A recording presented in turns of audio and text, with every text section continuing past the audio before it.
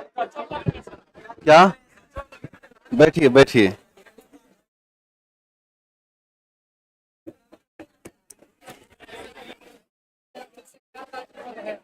क्या भैया?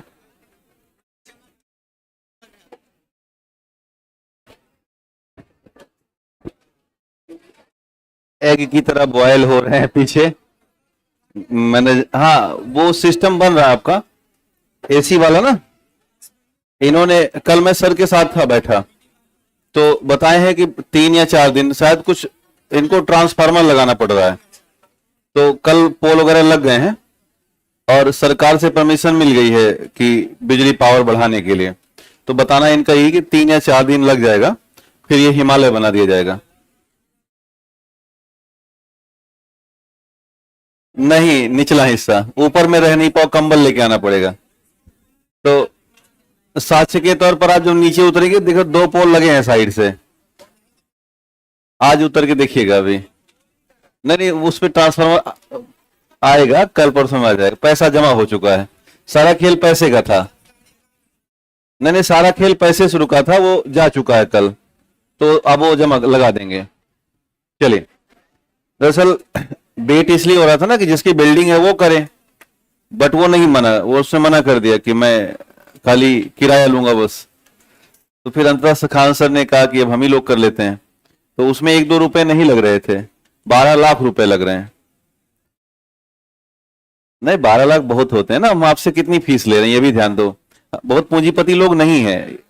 अंदर का मुझे पता है ना, अंदर की कहानी ऐसी है कि ऐसा नहीं कि बहुत मोटा मोटा गट्ठा बांध रहे हैं, खर्च भी बहुत सारा हो रहा है ना। मैक्सिमम अमाउंट तो टीचर को दे रहे हैं, मतलब इनकी इनकम का लगभग 70% टीचर ले रहा है। तो वो रीजन ये है कि वो टीचर को बेहतर करना चाहते हैं कि जिससे क्लास हमारी सही चलती रहे। दूसरा, टीचर को समझना चाहिए। टीचर क्यों समझेगा यार।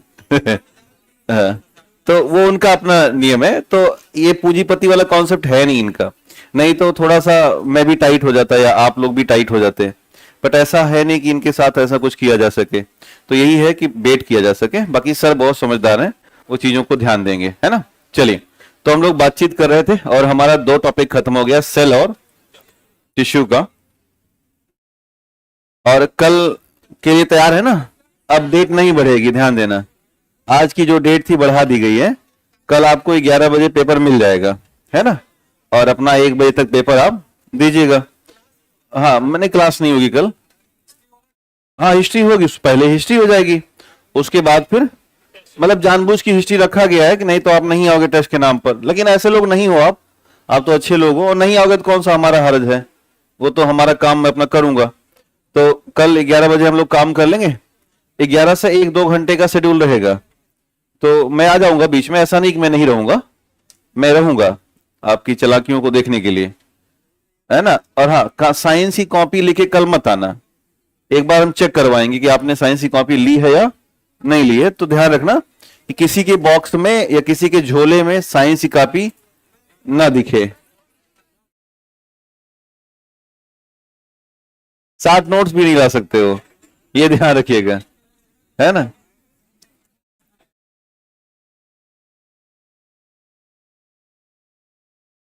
आईपीएल देखते हैं जिससे समय बर्बाद होता है, आईपीएल देखना चाहिए नहीं। ऐसा सवाल मुझसे क्यों करते हो। मेरा विचार जानना चाहते हैं। मेरा विचार है कि हमें किसी चीज का आदी नहीं होना चाहिए और किसी चीज को त्यागना भी नहीं चाहिए। अगर आपको लगता है कि कोई ऐसा मैच है जो हम सब पसंद करते हैं, उनमें से आप होता किसी टीम या किसी खिलाड़ी को पसंद करते हैं, एक्स वाई समथिंग, तो आप उसे देख सकते हो। क्योंकि जीवन को बहुत बांध के भी रखना अच्छी बात नहीं है। लेकिन अगर आप ये कर रहे हैं कि शाम को कितने बजे शुरू होता है, 7 और 11:30, अगर आप रोज ये कृत्य कर रहे हैं तो इसे कुकृत्य माना जाएगा।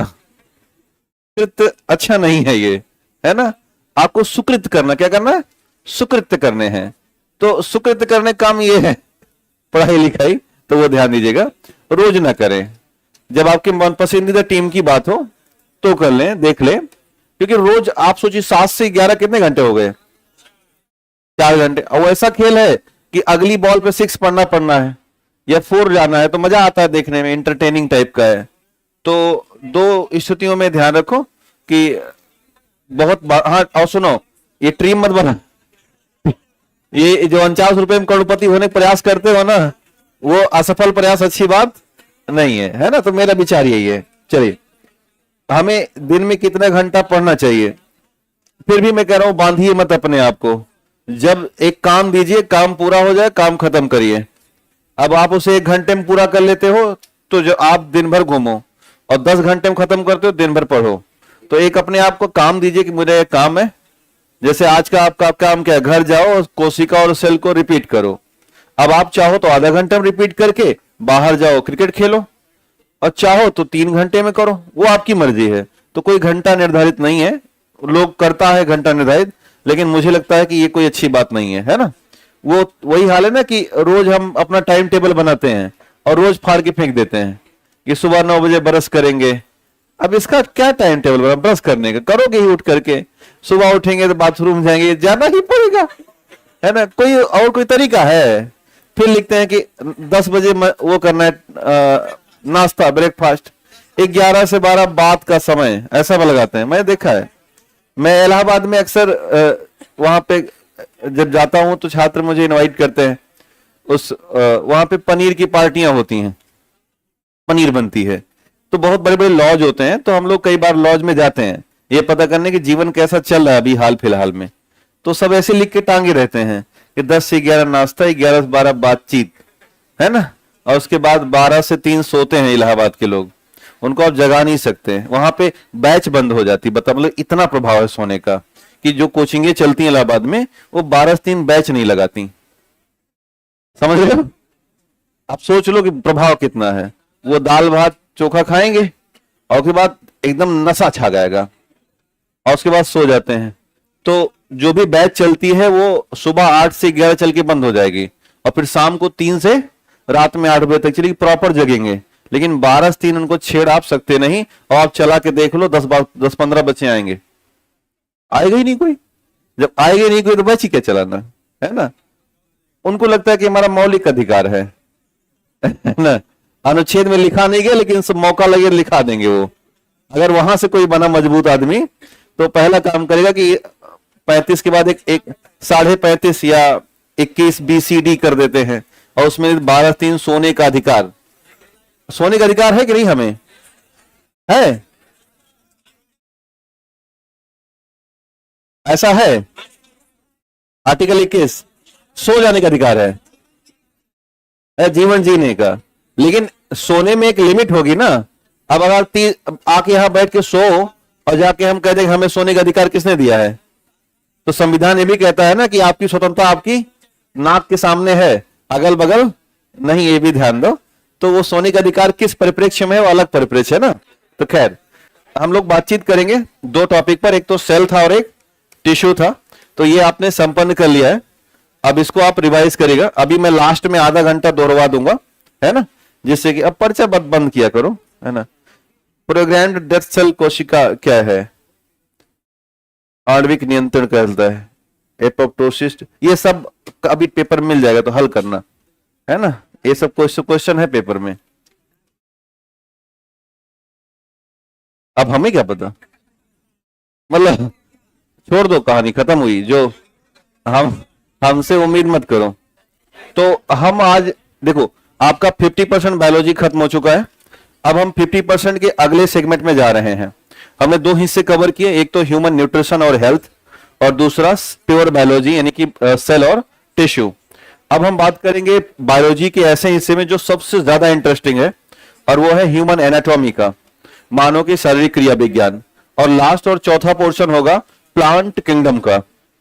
तो हम आज से शुरू कर रहे हैं, और मान के चलना कि ये महीना अप्रैल का है, तो मई मिड या मई लास्ट होते होते हम बायोलॉजी पर कवर कर लेंगे पूरी की पूरी, है ना।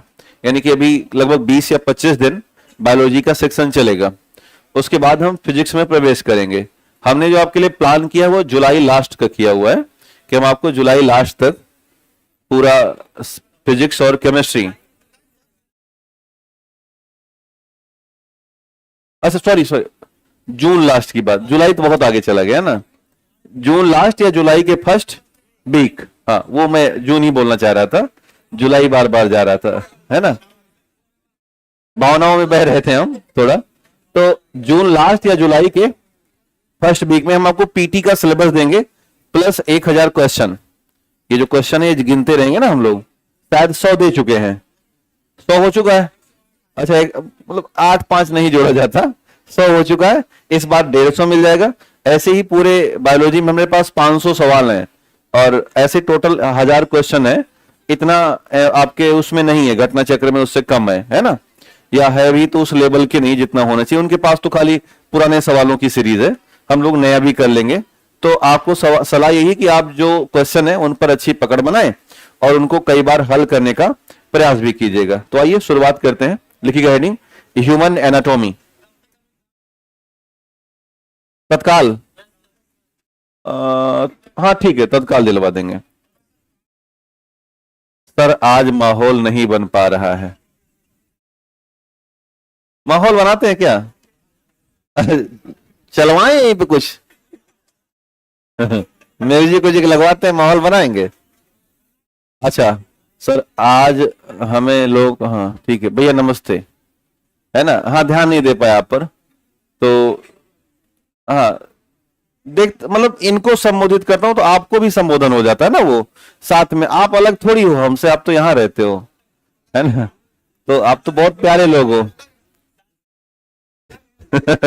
ये लोग कह रहे हैं कि हम अलग हैं, हमें अपने आप मत जोड़ो। नहीं नहीं अलग नहीं है, यहाँ भी बहुत शानदार। आपको पता है इसमें जो एडमिशन लिए, हमारी जानकारी करीब 10 ऐसे लोग हैं जो बीपीएससी में नौकरी कर रहे हैं अलग अलग पदों पे, एनएसडीएम से नीचे वाले पदों पर, जैसे कि हमारी जानकारी के हैं वो, उन्होंने दोबारा अपने आप को इनहेंस करने के लिए ले रखा है। जब से 69 वाला पीटी हुआ है ना, तब से सब घबरा गया है, क्योंकि बहुत से ऐसे कर्मचारी हैं जो नौकरी कर रहे थे, उनका पीटी रुक गया, कारण कि नहीं हो पाया, नेगेटिव मार्किंग झेल नहीं पाया अचानक में। तो इसमें बहुत सारे ऐसे लोग हैं जो मुस्कुरा रहे होंगे, है ना, सर हम लोग को आप पराया मानते हैं। अरे भाई यार कैसे मान देंगे, है ना, ऐसा नहीं मानेंगे, है ना, आप बहुत प्यारे लोग हो। तो हाँ पराये तो ये लोग हैं, मतलब अभी कह ले रहे हैं तत्काल में ना, है ना, मतलब ये लोग पराये हैं। तो ऐसे ही है, नेता बन जाए, तत्काल पार्टी बदल लेते हैं। हाँ मैं कहीं देख रहा था, वो कह रहा कि बल्ला, वो कोई था एक, कि बल्ले में गेंद बोल दी, आवाज बहुत शानदार नहीं आई। तो कह रहा क्या, कोई था पहले कह रहा कि बल्ले ने बहुत आवाज, क्या आवाज आ रही है, लेकिन अच्छी आवाज नहीं आई। मतलब अचानक पलट गया वो।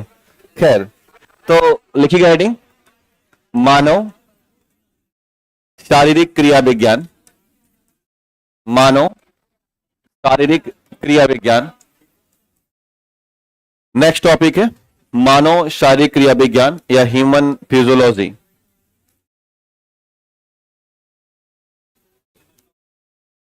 या इसे एनाटॉमी भी कहते हैं, ह्यूमन फिजियोलॉजी या एनाटॉमी। तो जो बाद में एडमिशन लिए होंगे या बाद में जुड़े होंगे, वो यहां से अपना सफर शुरू करेंगे, है ना। हाँ बहुत से लोग आते रहते हैं बीच बीच में, तो फिर वो जब आपके 2 टॉपिक फिर पढ़ाए जाएंगे तो वहां से आप कवर कर लीजिएगा सभी लोग, और जो लोग शुरू कर रहे हैं वो भी अपना काम करेंगे। ठीक चलिए, तो इसमें हमने कुल आपको सिलेबस के तौर पर 9 चैप्टर बताए थे, दोबारा एक बार लिख लीजिएगा। पहला था ब्लड सर्कुलेटरी सिस्टम,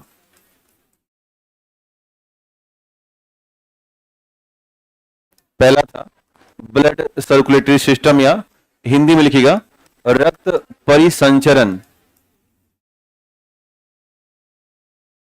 लिखिएगा हिंदी में रक्त परिसंचरण। हाँ दोबारा एक बार लिख लीजिएगा, फिर एक एक करके पढ़ना शुरू कर लेते हैं हम लोग। लिखिए पहला ब्लड सर्कुलेटरी सिस्टम या रक्त परिसंचरण तंत्र। दूसरा जो टॉपिक होगा इसमें होगा ह्यूमन रेस्पिरेटरी सिस्टम,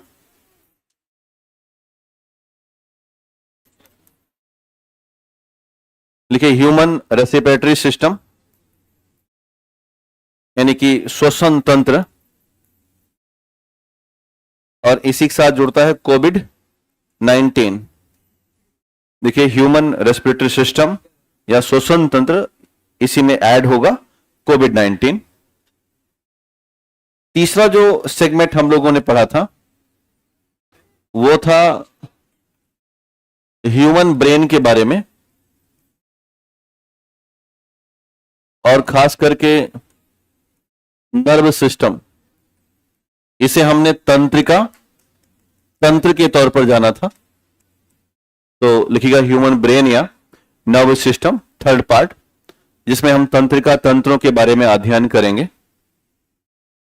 और चौथा था ह्यूमन सेंसोरी ऑर्गन, खास करके आईज के बारे में, ईयर के बारे में, टंग के बारे में, स्किन तो हो ही गई है ना, स्किन के बारे में, नोज के बारे में। तो जो इनपुट ऑर्गन बोलते हैं इनको बेसिकली,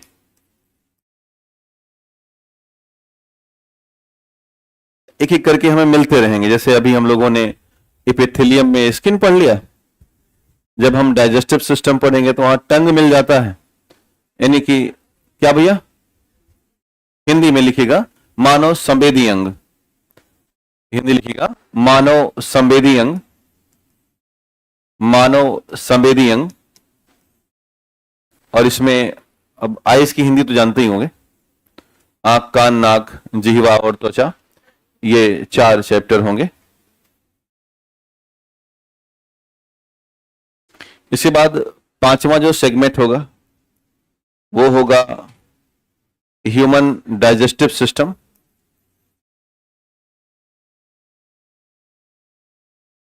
ह्यूमन डाइजेस्टिव सिस्टम यानी कि मानव का पाचन तंत्र। दोबारा आपको मैं इसलिए लिखा रहा हूं कि ये बातें फिर से रिकॉल हों और एक हम यूनिट में बंध जाए कि हाँ इस बार हमें ये काम करना है, तो इसलिए आप इसे दोबारा भी लिखा करिए। इसके बाद हम एक्सक्रीशन सिस्टम के बारे में बात करेंगे।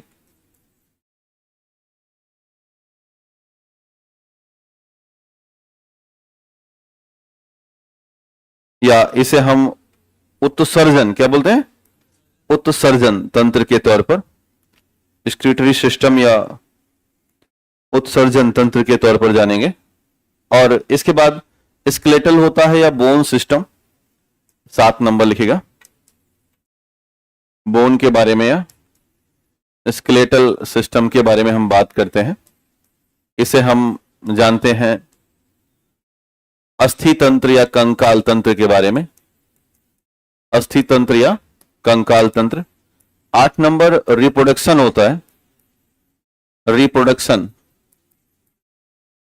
सिस्टम, 8 नंबर लिखिएगा, रिप्रोडक्शन सिस्टम या प्रजनन, उत्सर्जन हो गया, एक्सक्रीटरी सिस्टम। उसके बाद है बोन या स्केलेटल सिस्टम, जिसे हम अस्थि तंत्र मानते हैं। और 8 नंबर क्या हो जाएगा, रिप्रोडक्शन या जनन तंत्र या प्रजनन तंत्र, रिप्रोडक्शन या जनन तंत्र या प्रजनन तंत्र हो जाएगा। एक और चैप्टर है इंपॉर्टेंट ग्लैंड एंड हार्मोन, महत्वपूर्ण ग्रंथियां और हार्मोन, 8 के बाद 9 लिखेगा। एग्जाम में क्या, अच्छा आपके एग्जाम में जो कल होगा, हाँ नेगेटिव मार्किंग तो होगा ही, वो तो हमारा वो है ना, ऐप चलता है ना, तो ऐप तो नेगेटिव मार्किंग के साथ ही चलेगा। तो ऐसे क्वेश्चन मत टच करना जिस पे खतरा हो। ये हो गया, ये सारे उस पे चलते हैं, जैसे आपकी कॉपी जो चेकिंग होती है तो सॉफ्टवेयर पे चलता है सारा, एडमैन वगैरह बहुत सारे हैं मार्केट में, तो पता नहीं हमारे यहाँ कौन सा इस्तेमाल हम नहीं जानते। तो लगभग 99% सही होते हैं, 1% में चांसेस होते हैं, खास करके जिनके बबल्स नहीं भरे होते या आदि बातें, उनके थोड़े दिक्कत में आते हैं, लेकिन सरकार के नहीं आते, उनका बहुत ज्यादा हाईटेक होता है हमारे से ज्यादा। हम लोग तो बहुत सस्ता लेते हैं, मसलन की 15-20 हजार रुपए में साल भर चल जाता है, और उनका बहुत महंगा होता है, तो उनमें त्रुटियों की चांस नहीं होते। हमारे वाले में चांस 1% बनते हैं, है ना, फिर भी प्रयास रहता है कि ना बने। ये बन गया। 9 नंबर लिखिएगा, ह्यूमन ग्लैंड एंड हार्मोन, मानव ग्रंथियां और उनसे निकलने वाले हार्मोन। मानव की ग्रंथियां और उनसे निकलने वाले हार्मोन। तो इतने कुल 9 चैप्टर हैं जिनमें से हम एक एक करके सब पर कोशिश करेंगे। जैसे कि ये वाला चैप्टर है ब्लड सर्कुलेशन सिस्टम का, तो इसमें जो मेन पढ़ाई होगी वो किसकी होगी? हार्ट की होगी, है ना। इसके अलावा रेसिपिरेटरी है, तो इसमें क्या होगा? लंग्स के बारे में बातचीत करेंगे। ब्रेन है तो स्पेशली जो हमारा फोकस होगा वो ब्रेन पर होगा। सेंसरी ऑर्गन है तो ज्यादातर जो क्वेश्चन आते हैं वो आईज से आते हैं। या ह्यूमन डाइजेस्टिव सिस्टम है तो इसमें 3 प्रमुख फोकस होता है, एक तो लीवर का और एक होता है पैनक्रियाज का। किसका? पैनक्रियाज या अग्नाशय का। और एक और फोकस है इंटेस्टाइन का, यानी कि आंत का। तो 3 प्रमुख फोकस हम डाइजेस्टिव पे करते हैं। यहां पर हम किडनी की चर्चा कर लेते हैं कि हमारी जो किडनी है वो कैसे काम करती है। और बोन में तो एग्जैक्टली कोई स्पेशल फंक्शन है नहीं, तो बोन तो ऑल ओवर बोन यानी कि 206 हड्डियों का जो क्रमबद्धता है उसे देखते हैं। और रिप्रोडक्शन आजकल सवाल कम बना रहा है, तो यहां से हम उतनी ही बात करते हैं जितना आवश्यक है। आवश्यक यह है कि सवाल आजकल asexual reproduction and reproductive hormone से जुड़े हुए आ रहे हैं कि बस खास करके टेस्टोस्टेरोन कौन से होते हैं और एल्डोस्टेरोन कौन से हैं, प्रोजेस्टेरोन कौन से हैं। तो ये जो रिप्रोडक्टिव हार्मोन है वो, और प्लस में एसेक्सुअल रिप्रोडक्शन प्रोसेस, ये तमाम बातें जानते हैं। तो बहुत लिमिटेड पढ़ाई है, इसमें ज्यादा है नहीं, तो उसको हम लोग स्किप ही करेंगे मैक्सिमम। बाकी हमारा जो ग्लैंड एंड हार्मोन है ये बड़ा ही सदाबहार टॉपिक है, एवरग्रीन टॉपिक है। यहां से एग्जाम में सवाल बन रहे हैं। हार्मोन से और हार्मोन की जो प्रभाव बॉडी पर पड़ते हैं उनसे जुड़ी हुई बातें एग्जाम में खड़ी कर रही हैं। बिहार पीसीएस का अपना एक ट्रेंड है कि पिछले साल तो इन्होंने सवाल नहीं किए। 69 में एक क्वेश्चन था कि इनपुट और आउटपुट ऑर्गन कहां पर मिलते हैं। एक क्वेश्चन था कि जीभ का कौन सा स्वाद नहीं है, मतलब XYZ समथिंग। मोटे मोटे इस पोर्शन से 3 प्रश्न देखने को मिले 69 में, लेकिन आमतौर पर 68 और 67, 6 में कम से कम 4 या 5 तक प्रश्न यहां से आते रहे हैं। यानी कि बायोलॉजी का अधिकांश प्रश्न यहां से बन सकता है, तो हम लोग तैयार रहें, है ना। देखो बायोलॉजी से जो प्रश्न बनते हैं उनमें ये टॉपिक, और दूसरा जो हमारा न्यूट्रिशन वाला टॉपिक है वो, और तीसरा जो महत्वपूर्ण है, सबसे कम महत्वपूर्ण सेल है। हालांकि कुछ कहा नहीं जा सकता, आजकल इनका भी मूड बड़ा अनसर्टेन सा रहता है ना। वो सब यूपीएससी होने का प्रयास कर रहे हैं, सबको लगता है कि यूपीएससी बन जाए, है ना। तो लगता है तो लगने दो, हम तो इसीलिए आए हैं कि नौकरी मिले हमें। तो इनका भी मन कई बार भटक जाता है तो सवाल उल्टा पुल्टा कर लेते हैं। तो इसलिए हम तैयार रहें, और तैयार होने का प्रयास हम लोग ठीक ठाक कर रहे हैं, कोई इशू नहीं है। इससे अधिक प्रयास तो मुझे नहीं लगता कोई कर रहा होगा, आपसे ज्यादा प्रयास तो आप करिए और इसको नोट्स में बनाइए और प्लस में क्वेश्चन वगैरह खूब हल करिए। हमने जो प्रश्न बनाए हैं आपके लिए, उसमें हमने भारत में जितनी भी किताबें बिक रही हैं गाइड से लेकर के XYZ तक, या जितने भी एग्जाम हुए हैं पिछले 1-2 सालों के, उसमें यानी कि सबसे मेन तरीका होता है पीटी तैयार करने का कि अपनी कॉपी पढ़ी जाए। यानी सबसे ज्यादा बड़ा भरोसा यानी कि 80% भरोसा अपनी कॉपी पर होना चाहिए जो आपने बना रखी है। 10% भरोसा हमें बाह्य स्रोतों पर होना चाहिए। अभी आपके यहाँ ये लोग जो सवाल डाल रहे हैं बीपीएससी में, खासकर ये लोग मोबाइल फोन से सर्च कर रहे हैं सवाल, जो टेंडेंसी देखी गई। और खास करके साइंस की अगर हम चर्चा करें तो बहुत से प्लेटफॉर्म्स हैं जो क्वेश्चन की पूरी लिस्ट गूगल पर रख रखे हैं, तो लोग वहीं से सर्च करते हैं टॉप 10 क्वेश्चन ऑफ सेल। क्या सर्च करते हैं? Top 10 question of the cell UPSC, और सर्च कर दिए। अब सर्च करने के बाद तमाम तरह के संस्थानों ने अलग अलग सवाल बना रखे हैं, तो हमने इस पर भी रिसर्च किया हुआ है। जब हमने टेस्ट बनाया तो हमने भी कर दिया टॉप 10 क्वेश्चन ऑफ सेल। अब क्या करूं, जैसी तुम्हारी टेंडेंसी वैसा हम पीछे पीछे चलेंगे।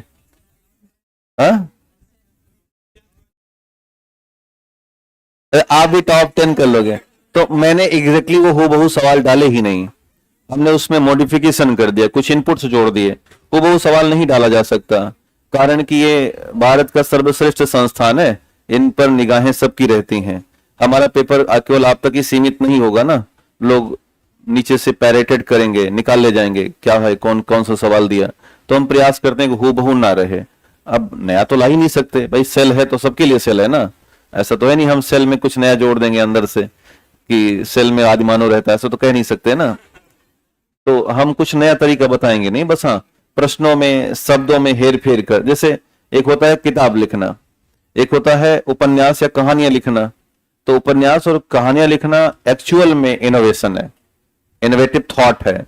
बट किताबें लिखना कोई इनोवेटिव थॉट थोड़ी है, वो तो कलेक्शन है। 4-10 किताब उठाए, हमारा जो नॉलेज था उसको हमने जोड़ा और हमने क्या कर दिया, छपा करके मार्केट में दे दिया। तो उसको हम राइटर कहें ये अच्छी बात नहीं है, वो बुक कलेक्टर है या इंफॉर्मेटिव कलेक्टर है। राइटर केवल वही होता है आमतौर पर, जैसे कि मुंशी प्रेमचंद साहब, रामधारी दिनकर जी, है ना, परीश्वरनाथ रेणु जी, ये सब मतलब राइटर हैं, अद्भुत हिंदी के राइटर हैं। तो आप भाई, हाँ आपके यहाँ की हैं, है ना। तो अब जहाँ के भी होंगे, बिहार के हैं, बड़े शानदार। नागार्जुन कहाँ के हैं? हाँ जान रहा हूँ, वैद्यनाथ। मुझे बेहद शौक है इन चीजों को पढ़ने का। तो इन्होंने बड़ा शानदार एक लिखा है दिनकर ने कि स्वानों को मिलता दूध भात, भूखे बच्चे अकुलाते हैं, माँ की छाती से चिपक ठिठुर जाड़े की रात बिताते हैं। तो बड़े मतलब एग्रेसिव कवि रहे ये भाई, रहने दिया करो। अभी एक वीडियो वायरल हो रहा, तम्बाकू खाते हुए पीटा ऐसे ऐसे, तो कह रहा है ताली बजाने की शुरुआत यहीं से होती है ना। वो तम्बाकू रगड़ रहा था ऐसे ऐसे, उसने किया था टक टक गर्दा हटाने के लिए, और तब तक वो भाषण दे रहा सामने वाला, जनता करी वाह वाह वाह वाह वाह। तो रहने ही दिया करो, है ना, कोई मतलब नहीं है। ऐसे ही 2 लाइनें थी, खत्म हुई, है ना। तो बड़े एग्रेसिव नागार्जुन जी की आप बात कर रहे हैं, गांधी, इंदिरा गांधी को डांट दिए थे, है ना, कि औकात में रहना, हम लिखेंगे। मतलब अद्भुत अद्भुत लोग थे वो, है ना। तो खैर मुद्दे की तरफ आते हैं। तो इस पूरे सेक्शन में हमें इन्हीं मुद्दों पर बात करनी है, और आइए शुरुआत कर लेते हैं। तो पहला जो टॉपिक कौन सा है, ब्लड सर्कुलेटरी सिस्टम। तो लिखिएगा हेडिंग, लिखिए रक्त परिसंचरण तंत्र, और नॉर्मल इंट्रोडक्शन या जनरल इंट्रोडक्शन कर लीजिएगा।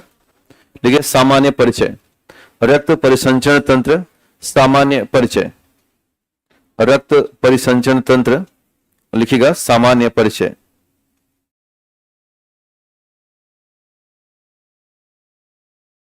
सामान्य परिचय लिखिए मानव का रक्त परिसंचरण तंत्र, मानव का रक्त परिसंचरण तंत्र, मानव का रक्त परिसंचरण तंत्र, मानव का रक्त परिसंचरण तंत्र कुल चार मानव का रक्त परिसंचरण तंत्र कुल 4 स्थितियों को समाहित करता है, कुल 4 स्थितियों को या 4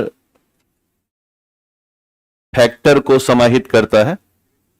समाहित में शामिल करना, शब्दों को ध्यान से लिखा करो हिंदी वालों, सही शब्द का इस्तेमाल, गरीब शब्द मत इस्तेमाल करना। तब 4 स्थितियों को या 4 फैक्टर्स को समाहित करता है। अब वो कौन कौन से, नीचे 1 2 3 करना। लिखिए नंबर 1 हार्ट, लिखिए human blood circulatory system consist 4 factor. Number 1 heart, number 2 लिखिएगा आर्टरी, और नंबर 3 है वेन्स, और नंबर 4 है ब्लड। हार्ट को बोलते हैं हृदय, आर्टरी कहते हैं धमनी, और वेन्स है सिरा, ब्लड को कहते हैं रक्त। आर्टरी, वेन्स और ब्लड, तो कुल 4 हिस्सों से मिलकर के हमारा ब्लड सर्कुलेटरी सिस्टम बना हुआ है, और इन्हीं का हमें अध्ययन करना है। नीचे एक नोट डाल दीजिएगा। एक बड़े शानदार वैज्ञानिक थे, इनका नाम था William Harvey.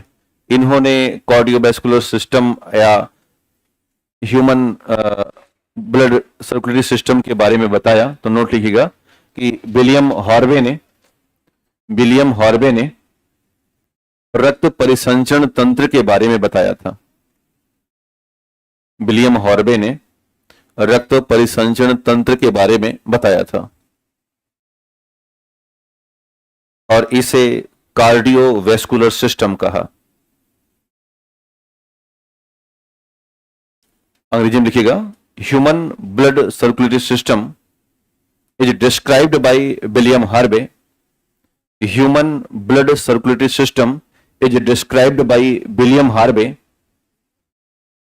Human blood circulatory system is described by William Harvey and known as a cardiovascular system. देखिए, जिसे कार्डियोवैस्कुलर सिस्टम के तौर पर जाना गया, मतलब दोनों नाम समान है, कहीं कभी आ जाए तो कंफ्यूज मत होइएगा। जिसे कार्डियोवैस्कुलर सिस्टम के रूप में जाना गया, नोन एज कार्डियोवैस्कुलर सिस्टम। तो ये पहले ऐसे व्यक्ति रहे जिन्होंने ये देखा कि कैसे हार्ट पंप करता है और पंप करने के बाद कैसे हमारी जो आर्टरीज हैं, वेन्स हैं, वो ब्लड को कैरी करती हैं और किस तरह से वो हमारे पूरे शरीर में फ्लो कर रहा है। ये तमाम बातें पहले ऐसे व्यक्ति थे जिन्होंने बताया। हालांकि इससे पहले भी मैं आपको बताऊं कि अरब देश में एक बड़े शानदार वैज्ञानिक थे, इब्न अल नसीफ। तो जैसे भारत में बहुत से ऐसे हमारे ऋषि महात्मा हुए जिनके कार्यों को लोगों ने जाना और जान करके भारत में ही दफन कर दिया। जैसे आपने सुना होगा डिस्कवरी ऑफ एटम, तो महर्षि कनाद ने एटम के बारे में बहुत वर्षों पहले बता दिया। वही सारी बातें 1805 में जॉन डाल्टन ने बताई कि smallest particle of substance is known as atom, यही तो बताई। तो सेम बातें ही थी, लेकिन कणाद की बातें भारत में ही आकर के हमारा जो इरा है, खास करके मध्यकालीन भारत है, इसने बहुत बुरे स्तर पर साइंस को प्रभावित किया है ना। यह जो सल्तनत काल है ना, ये जो काल आया तो इसने व्यापक स्तर पर प्रभावित किया। बाकी उधर ठीक था। प्राचीन भारत अगर उठा के देखेंगे, एंसेंट इंडिया, तो साइंस को काफी इनहेंस किया उठा करके। आप मौर्य कालीन देखिए, तो गुप्त पीरियड अब बहुत शानदार पीरियड रहा है इसके लिए। तो ये लोगों ने अपने वैदिक की तरफ तो ना ही जाए, वो तो अलग कॉन्सेप्ट हो गया, शायद वो रिटर्न में नहीं है ना, रिटर्न में है। अच्छा, वो तो इंडस वैली है जिसे हम पढ़ने। कभी आप लोग अपने यहाँ गए हो बिहार म्यूजियम बड़ा वाला? कितने लोग नहीं गए, ईमानदारी से बताना। बिहार म्यूजियम, मतलब इतने लोग गए नहीं हो। नीचे करो, देखो एक दिन मौका निकालो और पक्का जाओ। हाँ, टेस्ट दे लो और उसके बाद संडे की छुट्टी है ना। बहुत शानदार है, बहुत शानदार। मतलब मैं आपको बताऊं कि मैं तो कई जगहों को देखा हूं, दिल्ली की तुलना में इन्होंने बहुत शानदार बना रखा है और आपको काफी इंटरेस्टिंग मिलेगा वहां पर सीखने के लिए, है ना। खैर लौट आते हैं। तो इब्न अल नसीफ ने बताया था कि ब्लड सर्कुलेट कैसे करता है, लेकिन उनकी बात को बहुत गौर नहीं किया गया। तो इन्हीं तक हम लोग पढ़ते हैं। तो हमारा पढ़ाई का जो दौर होगा, सबसे पहले क्या होगा? ब्लड। लिखिएगा हेडिंग, ब्लड। आप लोग बहुत हल्ला क्यों कर देते हो? जरा सा छूट मिलती नहीं, हल्ला कर देते हो, बह जाते हो क्या? अरे प्लानिंग करने लगे, बाहर कर निकल के ना। यही आप क्लास में बता दिया, आप प्लानिंग करना शुरू कर दिए। लिखिएगा ब्लड या रक्त। तो रक्त क्या है? कोशिका की ऊतक, सेल और टिश्यू। रक्त है कोशिका, ऊतक, अंग। ऊतक है, रक्त है तरल, ठोस। तो क्या करेंगे? तरल संयोजी ऊतक। अच्छा, तरल संयोजी ऊतक या संयोजी ऊतक की खासियत है कि इनके बीच में सेल्स जो होती है वो काफी ज्यादा बीच में होती है, मतलब दूरी होती है, डिस्टेंस बिटवीन सेल्स बहुत ज्यादा होती है। तो इसे हम एक नाम से जानते हैं, क्या कहते हैं? मैट्रिक्स बताया गया था ना। और ब्लड में हमने बताया था कि जो प्लाज्मा है यही वास्तव में मैट्रिक्स के तौर पर मौजूद है ना। तो इसका अगर परिचय देखा जाए तो रक्त हमारे शरीर में एक ऊतक की तरह कार्य कर रहा है और इसका मुख्य कार्य है न्यूट्रिएंट्स और ऑक्सीजन की सप्लाई करना। यानी अगर हम रक्त को देखें और ऐसे समझें कि शरीर के लिए तुम्हें क्या करना है, तो अभी भी कोशिका पढ़ के निकला गया है। रक्त यही करता है कि ये कोशिका के अंदर प्रवेश करेगा और ये कुछ न्यूट्रिएंट्स अपने साथ पीठ पे रखता है और कुछ ऑक्सीजन रखता है और कोशिका को ले जाकर के दे देता है। कहता है कोशिका ये हम बाहर से लाए हैं, तो कहती है ऐसे ठीक है, रोज लाया करो, अच्छा काम करते हो। और जब जा रहा होता है तो कोशिका कहते हैं जा रहे हो ठीक है, तो साथ में ये लेते जाओ CO2। CO2 is the metabolic waste. क्या है ये? मेटाबॉलिक वेस्ट है, यानी कि ये हमारे काम का नहीं है। फिर कहती है रुको रुको, एक काम और है, क्या? पानी भी ले जाओ, बाहर निकालो। तो ये बेचारा यही कर रहा है, आता है खुशी खुशी और अपने साथ लाता है क्या? न्यूट्रिएंट्स और ऑक्सीजन। और कोशिका कहता है कि अम्मा लो रखो, और जाते वक्त जाता है कहता है रुक बेटा, तो क्या हुआ? कहीं कूड़ा फेंकते जा रास्ते वाला, ऐसा हुआ आपके साथ? कई बार ऐसा होता है कि बाहर कूड़ा फेंकाओ, तो उस समय आप आमतौर पर रक्त की तरह व्यवहार कर रहे होते हैं। तो basically main function of the blood to carry the oxygen and nutrients, है ना। और दूसरा क्या है? तो एक्सेल के दौरान जब हम एक्सेलिंग कर रहे हो, यानी कि हवा सांस को बाहर निकाल रहे हो, तो कैरी करना या ट्रांसपोर्ट करना और CO2 and other metabolic waste, ये हमारा काम है। और ये मुख्य तौर पर हमने कहा कि कनेक्टिव टिश्यू होने के नाते सेल्स ज्यादा दूर हैं और ये फुल ऑफ मैट्रिक्स होता है, और इस तरह से ये दो हिस्सों में डिवाइड होता है, एक तो ब्लड सेल और एक ब्लड प्लाज्मा। ब्लड प्लाज्मा एक तरीके से आप ज्यादा मात्रा में या high amount of in blood plasma approximate 55 to 60% of the volume present in blood as a blood plasma, और ये एक प्रकार से जिंदा हिस्सा नहीं है। और दूसरा है ब्लड सेल, जिनमें से RBC, WBC और प्लेटलेट्स होती हैं, ये जीवित हिस्सा है। WBC, RBC और प्लेटलेट्स को हम तब बना पाते हैं जब हमारी मोटी हड्डियां अपने अंदर बोन मैरो को एक्टिव करती हैं, red and yellow bone marrow. तो red and yellow bone marrow में एक स्पेशल स्टेम सेल होती है जिसका नाम है हेमेटोपोएसिस स्टेम सेल। ये haematopoiesis stem cell lifelong active होती हैं, और ये हर 120 दिन पर RBC बना रही नई नई, 7-8 दिन में WBC बना दे रही हैं, 7-8-10 दिन में प्लेटलेट्स बना दे रही हैं। और जब तक हम जिंदा हैं तब तक ये हेमेटोपोएसिस स्टेम सेल काम कर रही होती हैं, इसलिए ब्लड के अध्ययन को हेमेटोलॉजी कहा जाता है। तो ये सब जो हेमेटोलॉजी आया वो कहां से आया?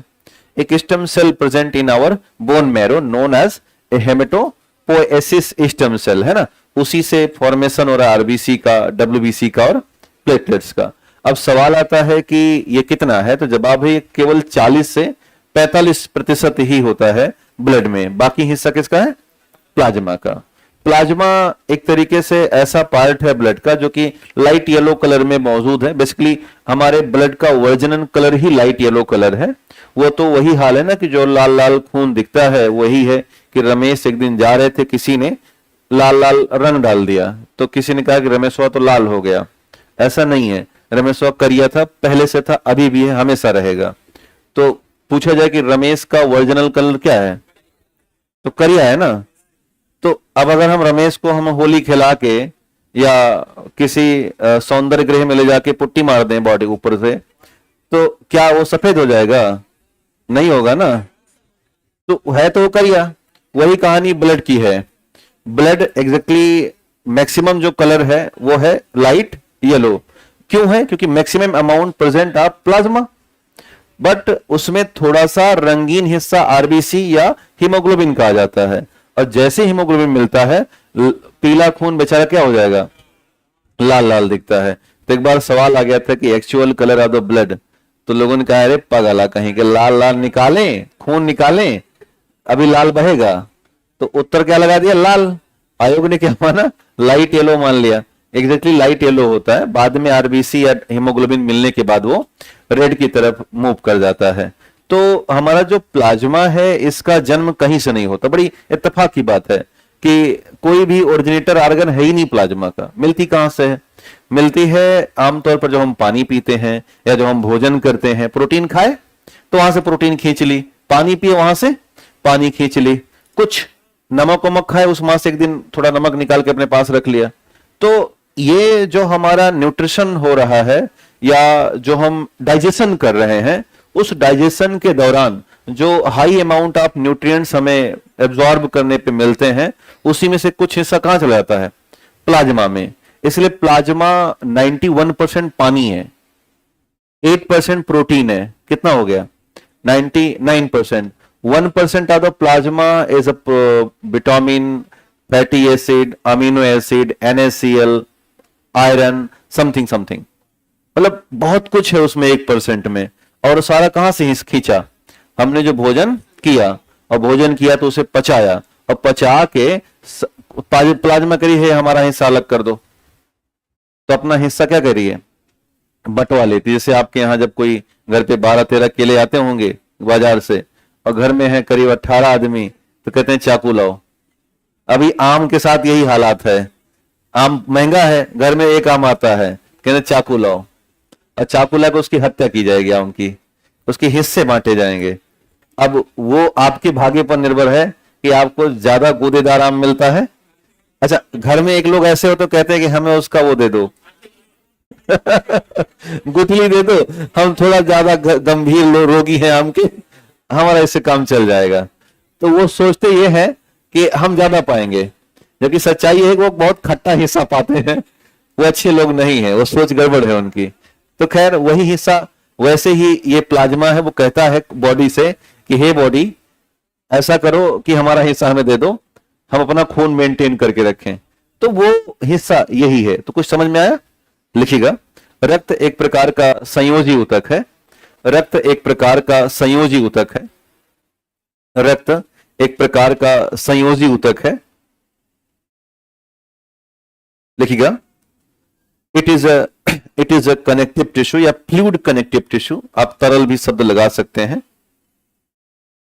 लिखिए, it is a fluid connective tissue present in human, present in, अंग्रेजी पहले पूरा कर लो, present in human circulatory system, present in human circulatory system, present in human circulatory system and other vertebrate, present in human circulatory system and other vertebrate and other vertebrate। अब हिंदी में कीजिएगा कि रक्त एक प्रकार का संयोजी ऊतक है जो कि हमारे परिसंचरण तंत्र में मौजूद है, जो कि हमारे परिसंचरण तंत्र में मौजूद है, जो कि हमारे परिसंचरण तंत्र में मौजूद है, और अन्य कशेरुकी प्राणी में भी पाया जाता है। और अन्य जिसके पास रीढ़ की हड्डी उसे क्या बोलेंगे? कशेरुकी। और अन्य कशेरुकी प्राणी में भी पाया जाता है।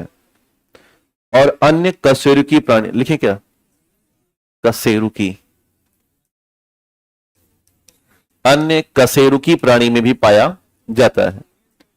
Vertebrate, vertebrate. अन्य हमने लिखा तो दिया अंग्रेजी में पहले ही, अन्य कशेरुकी प्राणी में पाया जाता है। लाइन बदलिएगा, लिखिएगा अंग्रेजी में, the main function of the blood, the main function of the blood, the main function of the blood to carry nutrients and oxygen, the main function of the blood to carry nutrients and oxygen, to carry nutrients and oxygen to cell, to carry nutrients and oxygen to cell and transport metabolic waste, and transport metabolic waste out of cell, and transport metabolic waste like carbon dioxide and H2O, transport metabolic waste like carbon dioxide and H2O out of cell, out of cell। Hindi में लिखिएगा, रक्त का मुख्य कार्य, रक्त का मुख्य कार्य, रक्त का मुख्य कार्य पोषक पदार्थों और ऑक्सीजन का कोशिका तक परिवहन करना है या ले जाना है। रक्त का मुख्य कार्य पोषक पदार्थों और ऑक्सीजन को कोशिका तक ले जाना है। पोषक पदार्थों और ऑक्सीजन को कोशिका तक ले जाना है, कोशिका तक ले जाना है, तथा उपापचयी उपापचयी अपशिष्ट को तथा उपापचयी अपशिष्ट को तथा उपापचयी अपशिष्ट को उपापचयी अपशिष्ट जैसे लिख देना, जैसे CO2 H2O, उपापचयी अपशिष्ट जैसे CO2 H2O को कोशिका से बाहर निकालना है। उपापचयी अपशिष्ट जैसे CO2 और H2O को कोशिका से बाहर ले जाना है। CO2 और H2O को कोशिका से बाहर ले जाना है। CO2 और H2O को कोशिका से बाहर ले जाना है। नीचे चित्र बना सकते हैं? हाँ, बना ही लेना चाहिए, कहना नहीं चाहिए मुझे, है ना, बहुत आवश्यक होता है। नीचे एक और नोट डाल दीजिएगा। हाँ, चित्र बनाने में टाइम नहीं लगता ना।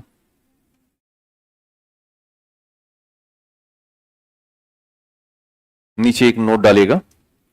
देखिए, चूंकि यह एक संयोजी ऊतक है, चूंकि यह एक संयोजी ऊतक है, अंग्रेजी वाले थोड़ा धैर्य रखेंगे, चूंकि यह एक संयोजी ऊतक है इसलिए इसके पास मैट्रिक्स होता है। चूंकि यह एक संयोजी ऊतक है इसलिए इसके पास मैट्रिक्स होता है, इसलिए इसके पास मैट्रिक्स होता है जिसे प्लाज्मा कहते हैं, जिसे प्लाज्मा कहते हैं। इसके पास मैट्रिक्स होता है जिसे प्लाज्मा कहते हैं। अंग्रेजी में लिखिएगा, देखिए, because blood is a connective tissue, because blood is a connective tissue, blood is a connective tissue and it has a matrix,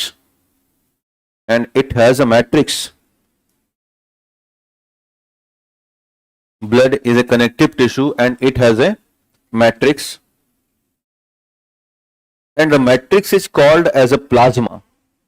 It has a matrix and the matrix is called as a plasma, and the matrix is called as a plasma.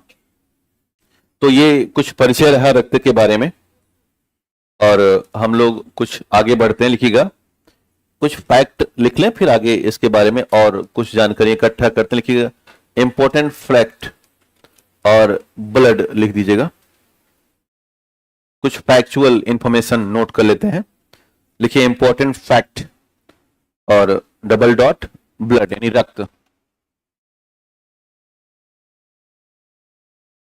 तो number पहला fact है कि शरीर में रक्त की मात्रा, amount of blood in our body. शरीर में रक्त की मात्रा, amount of blood in our body. शरीर में रक्त की मात्रा, amount of blood in our body, और यह है 5.5 लीटर, और बॉडी है 70 kg। कितना?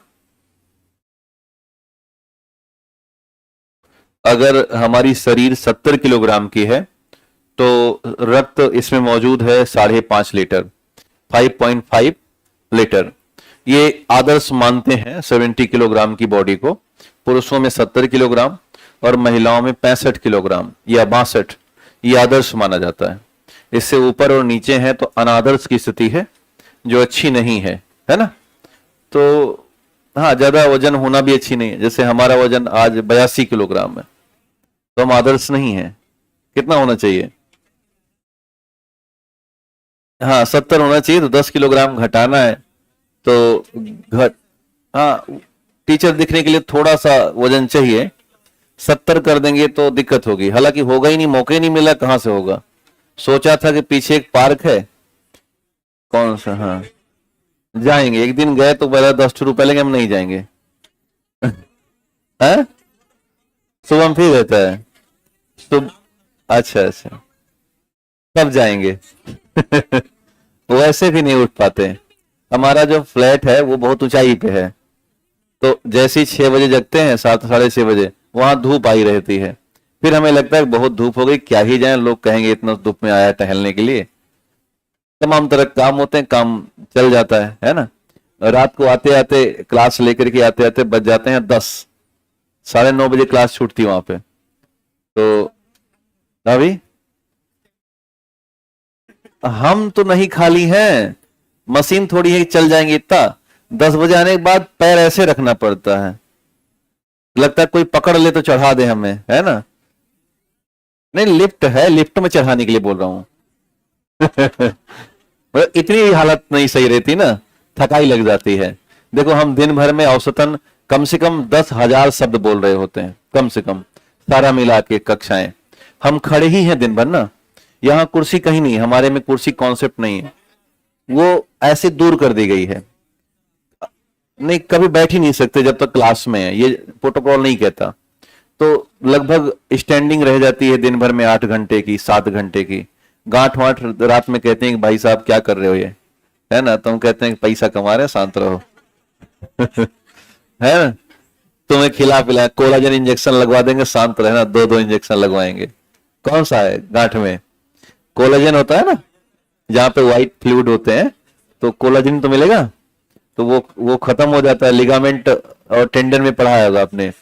तो कोलाजन खत्म होगा तो गांठ में दर्द आएगा। तो इससे अच्छा है 2-2 इंजेक्शन डाल देंगे, साल भर चलता रहेगा, है ना। तो खैर वो अलग कहानी है, विनोद भाव है।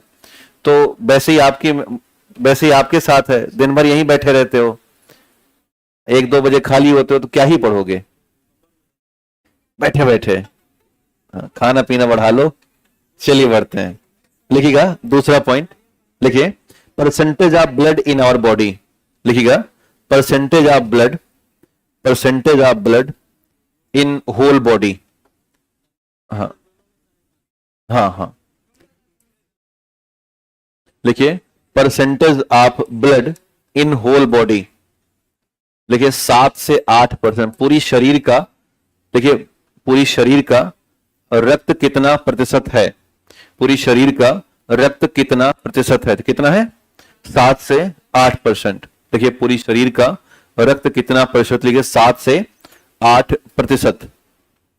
तीसरा लिखिएगा स्टडी ऑफ ब्लड।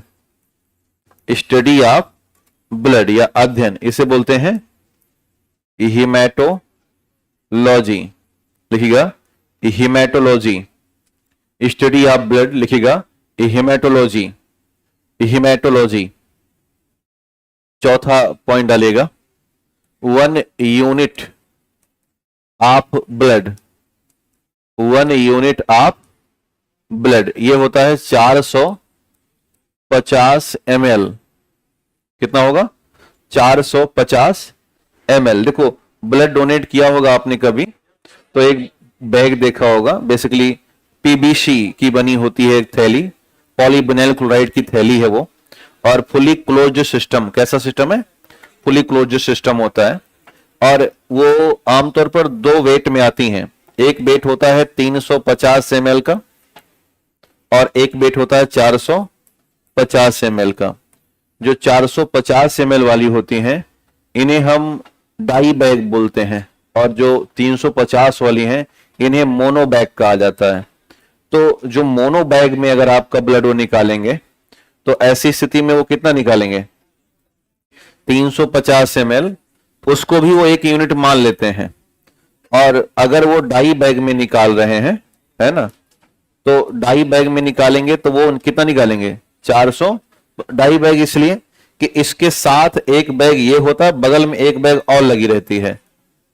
तो एक में वो ब्लड निकालते हैं और एक में जितना उनकी मर्जी करेगी उतना, और 150 ml के समथिंग जो भी चाहे वो प्लेटलेट्स अलग कर सकते हैं उसी में से, 450 में से। वो चाहे तो आरबीसी अलग कर सकते हैं, उनकी मर्जी है, वो डॉक्टर अपनी नीड के हिसाब से करता है। ऐसे ही 4 तरह की बैगें होती हैं, मोनो, डाई, टाई और क्वाड्रेट टाइप की होती हैं। जो क्वाड्रेट होती हैं उसमें 4 बैग एक साथ लगी होती हैं। हालांकि वो नर्सिंग वाला मामला है, उसमें बताना नहीं चाह रहा, लेकिन 4 बैग का मतलब कि एक में वो खून निकालेंगे और उसी खून से एक में वो आरबीसी अलग करेंगे, एक में डब्ल्यूबीसी, एक में प्लाज्मा या प्लेटलेट, जैसी उनकी मर्जी करें। तो 3 अलग हो जाएगा, बचेगा एक ही तो हिस्सा। भाई 3 आरबीसी, डब्ल्यूबीसी, प्लेटलेट्स और प्लाज्मा 4 हिस्से हैं और 4 बैग है उसमें। तो ऐसे वो अलग कर लेते हैं, और अलग करके जिसको जैसी नीड होती है मान लो कि पहले क्या होता था कि एक तरफ आदमी लेटता था, उसी का खून दूसरे में चढ़ता था। ऐसा फिल्मों में होता था कि हीरो लेटा है और हीरोइन के पिताजी में खून जा रहा है। अब हीरोइन ऐसे करी, हाय ये कितने अच्छे हैं, आज ये हमारे पिता को खून देने, कल ये हमें देंगे।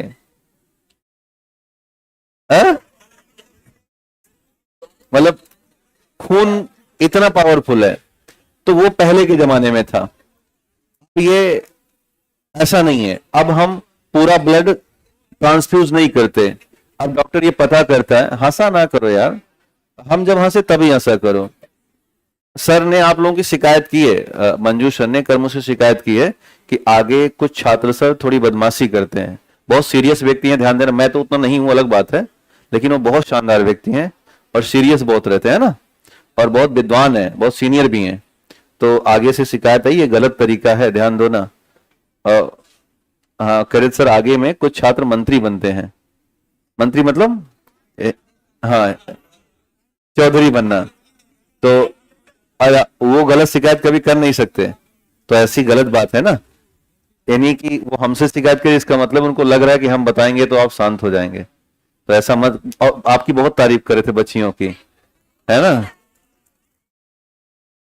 तो हाँ, जैसे हम और सर आमतौर पर रात में खाना साथ ही खाते हैं। नहीं सही सुने, बता रहे थे सर बच्चियां बहुत सिंसियर है, हमने कहा बहुत प्यारी बच्चियां हैं, है ना, और अपना काम कर रही हैं, बहुत घर से आई हैं। तो ऐसी शिकायत मिली है मुझे। अब वो शिकायत का कारक कौन है उसको हम ढूंढ रहे हैं, है ना। और अगर कारक मिल गया नहीं आ रहा, अब बहुत सीधे हो गए हैं, इनको मैं बहुत का ऐसा है ना, परिवर्तन हुआ कि नहीं आ रहा, देख लेना। मैं आप सबके सामने कह रहा हूं, ये 70 तो मैं गारंटी नहीं ले रहा, लेकिन 71 में इनका सिलेक्शन गारंटी ले रहा हूं मैं, है ना। तो ये अब आप मत किया करो, बगल वाला भी नहीं बजा रहा तुम्हें देख के, है ना, इतना कमजोर इनका समर्थन है। एक व्यक्ति बजा रहा, बगल वाला कर रहा है। ये तो वही हाल हुई ना कि ये लड़े थे विधायकी और खुद का भी वोट नहीं पाए हैं, है? तो ऐसा मत, पहले बातचीत कर लिया करो, है ना, कि अब बजाया जाए, साथ दोगे तब शुरू करते हैं, ठीक है। तो मतलब कहने का आशा है कि मेहनत करिए, और ऐसी बदमाशी करोगे तो गड़बड़ हो जाएगा, है ना। तो प्यार से कोशिश किया करो और अध्यापक को सुना करो, है ना, हंसा वसा मत किया करो। हम जब आप लिख के पर्ची दे, अब हंसने का मन कर रहा है तो हम हंसा देंगे, प्रॉपर हंसा देंगे, है ना, एकदम व्यापक हंसा के आपको पागल कर देंगे। लेकिन लिख के भेज दिया करो कि मैं सीट नंबर 3 पर चौथा व्यक्ति हूं और मुझे हंसना है, बस। ऐसा लिख के भेज देना, मैं ऐसा हंसाऊंगा कि आप कभी हंस रो नहीं पाओगे। चलिए, तो ये फैक्ट हो गए। एक और लिखिएगा, पीएच वैल्यू ऑफ ब्लड, थोड़ा स्पीड बढ़ाओ। पीएच वैल्यू ऑफ ब्लड कितना होता है? 7.35 टू 7.45। लिखिए पीएच वैल्यू 7.35 से लेकर के 7.45। लिखिए पीएच वैल्यू लिखिएगा 7.35 से 7.45। ये बात आप लिख लिए हो ना, कि उड़ा दिए ऐसे कि अगर मोनो बैग होगा तो 350 और डाई बैग होगा तो 450, और एग्जाम में अगर क्या लगाएंगे 450, है ना। वहां पे अगर स्पेशली मेंशन करते हैं वो कि मोनो और डाई तो बात अलग है, लेकिन एग्जाम पूछेगा क्या लगाना है, 450 लगाना है। इसके बाद लिखिएगा, नीचे एक नोट डाल दीजिए, नोट डालिएगा। लिखिए महिलाओं में रक्त की मात्रा कम होती है। महिलाओं में रक्त की मात्रा तुलनात्मक रूप में कंपेयर करेंगे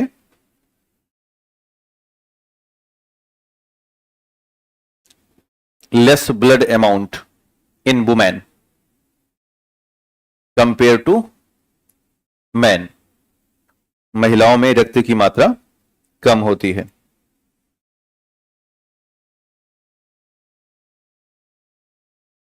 एक और नोट लिखिएगा, देखिए भ्रूणीय विकास के मेजोडर्म अवस्था में, एक और नोट डाल नीचे, भ्रूणीय विकास की मेजोडर्म अवस्था में, भ्रूणीय विकास की मेजोडर्म लिखा है ना आपने, मेजोडर्म MESODERM, भ्रूणीय विकास की मेसोडर्म अवस्था में रक्त बनते हैं। भ्रूणीय विकास की मेसोडर्म अवस्था में रक्त बनने शुरू होते हैं। रक्त बनने शुरू होते हैं। देखिए देखिए, the start of blood development in mesoderm embryonic stage. The starting of blood development in mesoderm embryonic stage. In mesoderm embryonic stage. The starting of blood development is mesoderm embryonic stage. Mesoderm 3 अवस्थाएं थी ना, ecto, meso और endo. तो जो बीच वाला meso है वही क्या करता है, ब्लड बनाना शुरू करता है। लिखिएगा, the starting of development of the blood in embryonic mesoderm या mesoderm embryonic stage. Mesoderm embryonic stage. तो ये कुछ फैक्ट रहे हैं ब्लड के समझने के लिए। अब हम लोग ब्लड को थोड़ा डिवाइड करते हैं। तो अगर हम लिक्विड कनेक्टिव टिश्यू को डिवाइड करें तो इसके 2 हिस्से हमें दिखते हैं आमतौर पर। एक तो है ब्लड और दूसरा है लिम्फ। क्या है? लिम्फ भी तो था इसी में। एक तो ब्लड मिलेगा और जो दूसरा हिस्सा था वो है लिम्फ या लसिका। तो आप भी ऐसे डिवाइड करते रहिएगा।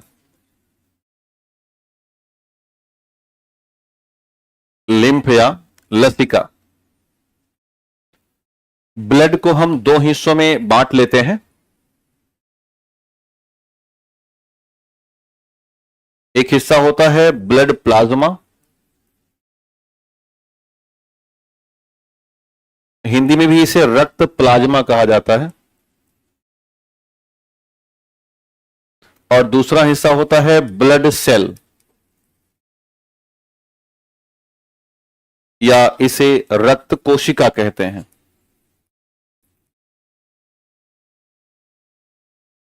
रक्त कोशिकाएं 3 होती हैं। अभी बाद में लिखते हैं, पहले इनको देखने की कौन जीवित है कौन मरा हुआ है। तो ये नॉन लिविंग है।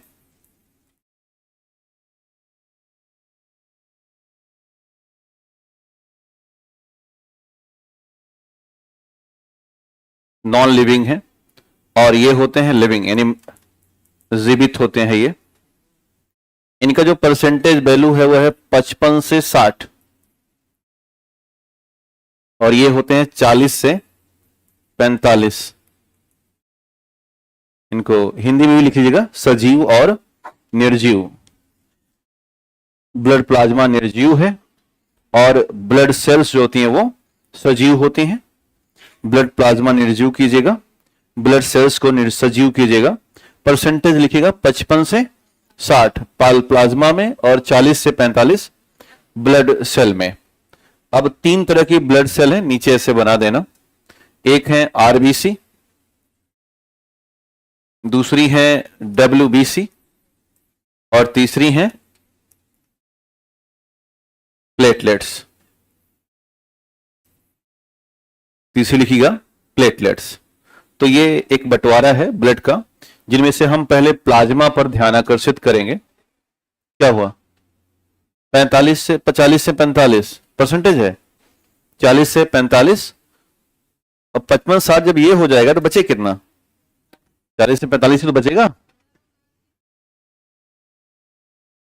नहीं, ये ब्लड सेल में 3 होते हैं। कौन कौन से? आरबीसी, डब्ल्यूबीसी और प्लेटलेट्स। तो हिंदी में ऐसे नीचे कर देना, लिख देना। अब इसको आरबीसी लिखना होगा, है ना। हिंदी में ऐसा मत लिखना कि आप या रक मात्रा रा खाली बी सी, ऐसा कोई मतलब नहीं है। आरबीसी से काम चला लेना। हो गया ना? ठीक है। तो पहले हम लोग फोकस किस पर कर लें? ब्लड प्लाज्मा पर कर लेते हैं। उसके बाद फिर हम ब्लड सेल्स पर फोकस करने की कोशिश करते हैं। अब अलग से हेडिंग डाल लीजिएगा, ब्लड प्लाज्मा। अच्छा, फिर से वापस करें, लीजिए, जल्दी लिखा करो भाई। तो महिलाओं में पुरुषों की तुलना में ब्लड कम क्यों होता है? बॉडी स्ट्रक्चर है महिलाओं का, है ना।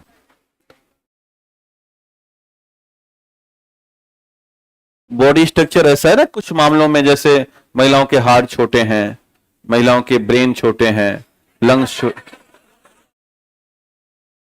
नहीं है तो है, लेकिन ये ध्यान दो उसी छोटे ब्रेन से बड़े ब्रेन वालों को घुमा देती हैं, ये भी ध्यान दो ना। आप मतलब उस कमियों को आप कभी ये मत सोचो कि वो कमी है, वो अच्छा ही है ना।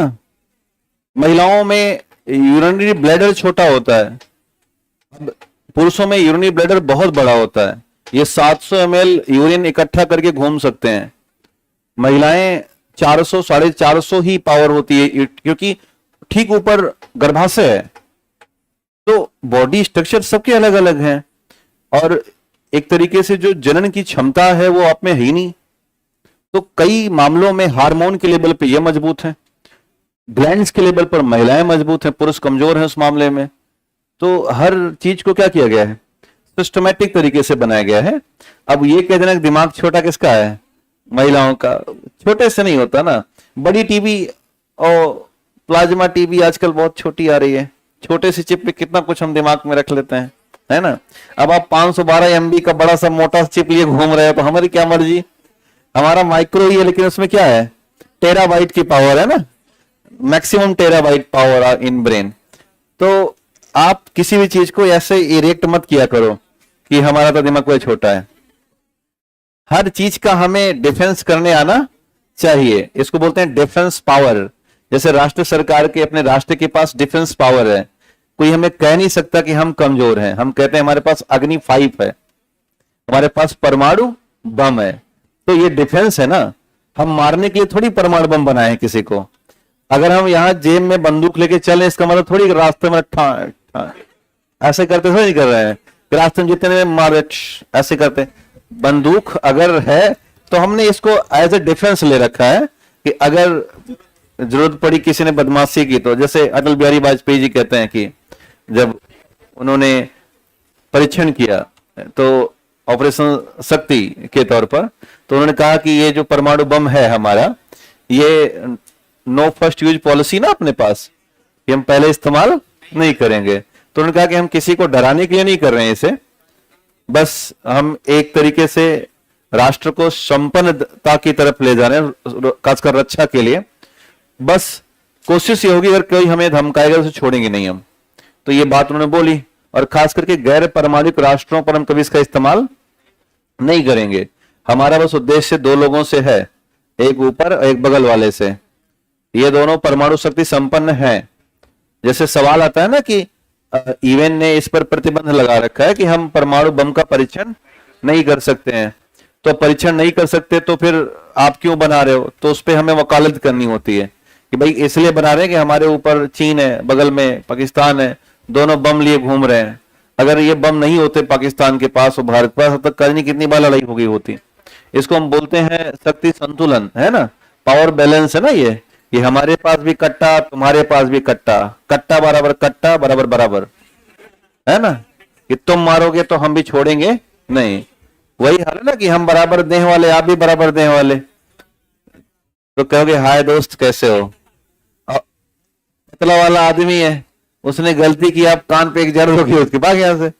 तो ये कॉन्सेप्ट है। तो शक्ति संतुलन, तो कोई भी राष्ट्र या किसी भी तरह की शक्ति अगर हम अर्जित कर रहे हैं तो इसका आशय बिल्कुल ये नहीं है कि हम किसी को धमकाना चाहते हैं। आपसे पूछेंगे वो जब आप इंटरव्यू में बैठेंगे कि आपको ये पावर दी जा रही है, इसका कैसा इस्तेमाल आप करेंगे। भाई एक पावर मिली ना आपको एसडीएम की, तो ये तो शक्ति आ रही है, तो इसका इस्तेमाल आप किस दृष्टिकोण में करेंगे। आपको मान लो डिप्टी एसपी बना दिया जाए तो ये तो बहुत बड़ी शक्ति हो गई, तो डिप्टी एसपी बन जाए और कोई अपराधी है तो आप उससे कैसे उगलवाएंगे। मार जैसा कुछ है ही नहीं वहां पर ना, हम उसे समझाएंगे। आपने एक फिल्म देखी, वो आपके यहाँ खाकी आया है, तो लास्ट में देखो उसका सीन, जो जब चंदन महतो से कहता है कि चंदन महतो तुम्हारी भी एक लड़की है, अगर हमारे लड़के को छोड़ोगे तो बैलेंस क्या हो गया। ये चंदन महतो कहता ठीक है, ये सजा मुझे स्वीकार है, मंजूर है अपनी बच्ची के लिए, है ना। तो सारा खेल बैलेंसिंग का है।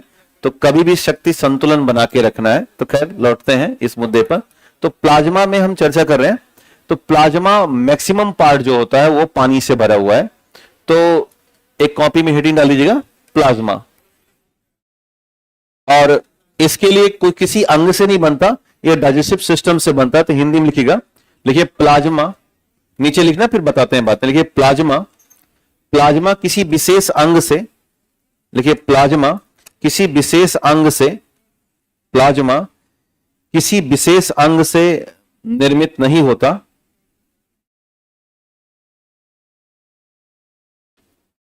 प्लाज्मा किसी विशेष अंग से निर्मित नहीं होता। लिखिए it is not produced from any specific organ, it is not produced from any specific organ. आगे बढ़ाना, लिखिए यह पाचन क्रिया के बाद, यह पाचन क्रिया के बाद पोषक पदार्थों से बनता है, यह पाचन क्रिया के बाद पोषक पदार्थों से बनता है। It formed with nutrients, it formed with nutrients, it formed with nutrients. Clear हो गया? तो ये दिमाग में रखिएगा, कई बार सवाल आता है ना कि आरबीसी का निर्माण कहां से हुआ, अस्थि मज्जा से, तो प्लाज्मा कहां से बनी? कहीं से नहीं, वो पाचन तंत्र में जो हमें क्या मिला, न्यूट्रिशन मिले, वहीं से बन गया। अब प्लाज्मा को डिवाइड किया जाए और प्लाज्मा को हम 100% कितना मान लें? अगर प्लाज्मा अलग हो गई, जब अलग हो गया तो कितना हो गया? अकेला। तो 55-60 वहां था ब्लड में, अकेला हुआ तो कितना बन गया? 55-60। जब अकेला हो गया तो इसमें अप्रोक्सीमेट 91% पानी है और लगभग 8% मात्रा में इसमें प्रोटीन है। और कुल 4 स्पेशल प्रोटीन होते हैं। एक है एल्बुमिन, नाम सुना है? एक है ग्लोबुलिन और एक है फाइब्रिनोजेन, नाम सुना होगा, फाइब्रिनोजेन। और एक है एंटीबॉडी, एंटीबॉडी। तो ये 4 प्रोटीन है। बना लीजिए इसे नीचे, क्रमबद्ध रूप में करिए कि प्लाज्मा को आप 100% मान लीजिए, तो 100% में 91% H2O, कई बार 92 भी मिलता है, 90 भी मिलेगा, तो आप घबराइएगा नहीं। और 8% मात्रा में प्रोटीन है, 8% मात्रा में प्रोटीन है। और 1% में बहुत कुछ होगा, जिनमें से हम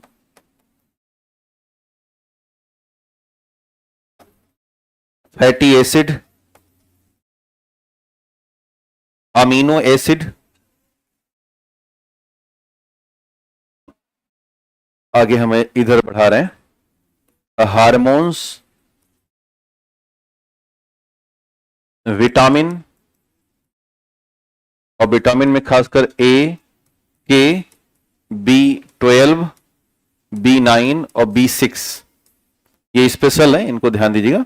ए, के, B12, B9 और B6, याद है ना? ये तीनों ट्रिपलेट ब्लड वाले हैं, अनेमिया हो रहा था इसी कमी से। B6, B9 और B12 से लिखिएगा, ए, के, B6 और B9। इसके अलावा कुछ हमें गैसेस भी मिलती हैं, जिनमें से है CO2 और कुछ NaCl, नमक भी मात्रा में है, लौह तत्व भी है, कैल्शियम प्लस मिलता है। 1% में बढ़ाते रहना ये, कैल्शियम प्लस, NaCl नमक, उसी में 1% में ही सारे बढ़ाना। Amino acid, hormone, vitamin A, के, B12, B6 और B9, और फिर है कार्बन डाइऑक्साइड, NaCl, Ca++ और Fe मतलब आयरन या लोहा, आयरन या लोहा। एक और लिख दिए ग्लूकोज, एक और लिख दीजिएगा ग्लूकोज।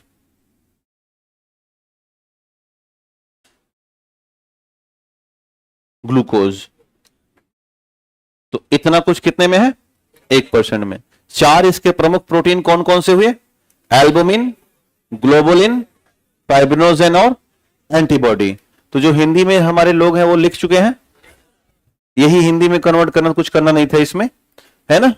विटामिन को विटामिन ही कहते हैं, फैटी एसिड को वसीय अम्ल और अमीनो एसिड को अमीनो अम्ल ही कहते हैं, कोई अलग नहीं है। एल्बुमिन, ग्लोबुलिन, फाइब्रिनोजेन और एंटीबॉडी आपको हिंदी में कन्वर्ट कर लेना चाहिए था, हो गया ना। तो ये केमिकल कंपोजिशन है ब्लड प्लाज्मा का। नीचे एक लिखिएगा फंक्शन ऑफ ब्लड प्लाज्मा। हाँ जी, कौन कौन से हैं? विटामिन इसी 1% वाले में भाई 98 हो ही गया ना आपका, 91 पानी हो गया, 8 99 हो गया, 8 पानी 8 प्रोटीन हो गया, तो बचा कितना? 1%। और 1% में जो होगा सारा हो जाएगा। तो लिखिए फंक्शन ऑफ ब्लड प्लाज्मा, क्या करता होगा बॉडी में ये, लिखिए फंक्शन ऑफ ब्लड प्लाज्मा। तो पहला जो फंक्शन है वो है कोआगुलेशन का, या इसे हम अस्कंदन कहते हैं। लिखिए नंबर 1 फंक्शन कोआगुलेशन या अस्कंदन। कोआगुलेशन या अस्कंदन, कोआगुलेशन मतलब कि ब्लड को जमाता है ना। Blood clotting, help in blood clotting, लिखिएगा हेल्प इन ब्लड क्लॉटिंग, रक्त जमाने में मदद करता है। लिखिए नंबर 1, उसी में आगे बढ़ा लेना, एक पॉइंट लिखना है बस। हेल्प इन ब्लड क्लॉटिंग, रक्त जमाने में। और कौन सा प्रोटीन है जो ब्लड जमाता है? फाइब्रिनोजेन। कौन सा? फाइब्रिनोजेन, याद है ना। विटामिन के प्रोटीन थोड़ी है भाई, ऐसा उत्तर क्यों दे रहे हो? हम बोले कौन सा प्रोटीन, नेम बताना है, तो फाइब्रिनोजेन। तो ब्रैकेट में लिख देना फाइब्रिनोजेन, ब्रैकेट कर देना फाइब्रिनोजेन। तो ये कोआगुलेशन का काम कर रहा है, फाइब्रिनोजेन है ना। इसके बाद लिखिएगा डिफेंस या रक्षा का कार्य करेगा। लिखिएगा डिफेंस या सुरक्षा या रक्षा, दूसरा काम करता है डिफेंस।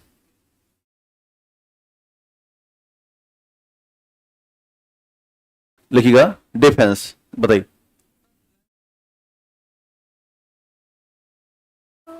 ये तो हिपैरिन है, बॉडी के अंदर हिपैरिन होता है ना।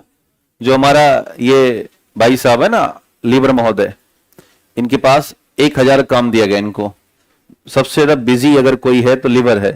वो आप इतना बिजी है कि हमसे बात तक नहीं कर सकता, है ना। ये हिपैरिन बना देता है और पूरे खून में दौड़ा देता है ना, तो इसलिए जमता नहीं वो। खैर, डिफेंस में लिखिएगा एंटीबॉडी, एंटीबॉडी और immunoglobulin. Antibody and immunoglobulin protein. मैं एक बात क्लियर कर दूं कि जो 4 प्रोटीन आप लिखे हैं ना, वो मेन प्रोटीन है, उसके अलावा 13 प्रोटीन और होते हैं, लेकिन अब उसको लिखना उचित नहीं माना जाता। ब्लड में, प्लाज्मा में कितने प्रोटीन है? लगभग 17-18 प्रोटीन होते हैं, लेकिन 4 मेन है, मैंने लिखा दिया। अब आप ये मत कहना कि इम्यूनोग्लोबिन कहां से आया, ये भी कहां होता है? ब्लड प्लाज्मा में। और ये एंटीजन से सुरक्षा करते हैं। दोनों प्रोटीन कैसे हैं? प्रोटेक्ट फ्रॉम एंटीजन, ब्रैकेट कर देना। एंटीजन मतलब बाह्य रूप से जो हमें प्रभावित करे, जैसे कि बैक्टीरिया, वायरस, क्या कहलाते हैं वो? एंटीजन। तो ब्रैकेट कर देना नीचे, प्रोटेक्ट फ्रॉम एंटीजन, एंटीजन से सुरक्षा, ब्रैकेट कीजिएगा एंटीजन से सुरक्षा, या और ज्यादा सरल करना चाहें तो बैक्टीरिया, वायरस आदि से सुरक्षा। हाँ लिखिएगा, ये दोनों नाम लिख लिया आपने, प्रोटीन, इम्यूनोग्लोबिन और एंटीबॉडी। नीचे ब्रैकेट लिखिएगा एंटीजन से सुरक्षा, प्रोटेक्ट फ्रॉम एंटीजन। और आसान करना चाहे तो लिखिएगा वायरस या बैक्टीरिया से सुरक्षा। Basically virus and bacteria is known as antigen, virus and bacteria known as antigen. इसके बाद लिखिएगा न्यूट्रिशन, तीसरा काम करते हैं न्यूट्रिशन। तीसरा काम लिखिएगा न्यूट्रिशन। क्या आपको उस प्लाज्मा में कोई पोषक पदार्थ दिख रहे हैं? बहुते हैं भाई। ग्लूकोज अपने आप में आ गया, अमीनो एसिड आ गया, प्रोटीन ऑलरेडी दमदमा के है, तो सब क्या कर रहे हैं? न्यूट्रिशन दे रहे हैं। तो लिखिएगा glucose amino acid and protein etc provide nutrition. लिखिएगा, ग्लूकोज, अमीनो एसिड और प्रोटीन पोषण प्रदान करते हैं। ग्लूकोज, अमीनो एसिड और प्रोटीन पोषण प्रदान करते हैं। लिखिएगा, ग्लूकोज, प्रोटीन और अमीनो एसिड पोषण प्रदान करते हैं। ग्लूकोज, अमीनो एसिड और प्रोटीन पोषण प्रदान करते हैं। चौथा लिखिएगा, मेंटेन ऑस्मोटिक प्रेशर। चौथा काम करते हैं, ब्लड में ऑस्मोटिक प्रेशर को मेंटेन करते हैं। चौथा काम लिखिएगा, मेंटेन ऑस्मोटिक प्रेशर, परासरणीय दाब को बनाए रखते हैं, जिससे कि रक्त ज्यादा इधर उधर ना होने पाए। परासरण पढ़ के आए हैं ना? हाँ, परासरणीय दाब को बनाए, हाँ वही चीज, टू मेंटेन ऑस्मोटिक प्रेशर। और एक शानदार सा प्रोटीन है एल्बुमिन, नाम सुना है? अभी भी सुना? तो यही करता है, ऑस्मोटिक प्रेशर को मेंटेन करता है, टू मेंटेन ऑस्मोटिक प्रेशर। अब एक काम ही है तो उसमें लिखने की आवश्यकता और कुछ नहीं है। कितने काम हो गए इसके? एक और लिखिएगा, valence, valence of acid and base, अम्ल और क्षार का संतुलन भी करते हैं रक्त के अंदर। Balance of acid and base, balance of acid and base, अम्ल और क्षार का संतुलन। पांचवा काम लिखिएगा, balance of acid and base, अम्ल और क्षार का संतुलन, अम्ल व क्षार का संतुलन। क्या इसमें नमक मिला है?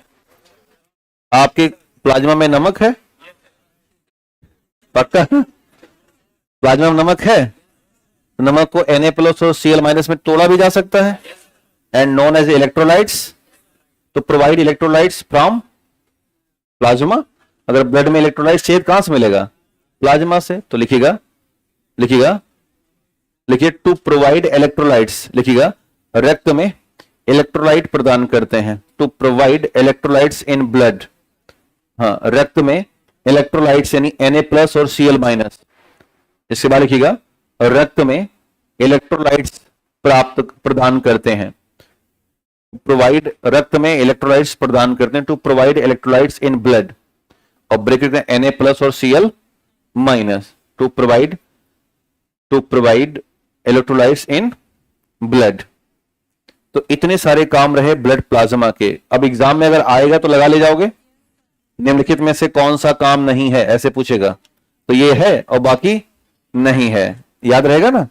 अब हम मुद्दे पे आते हैं, वो है ब्लड सेल। लिखिएगा हेडिंग, ब्लड सेल या ब्लड कर्पल्स।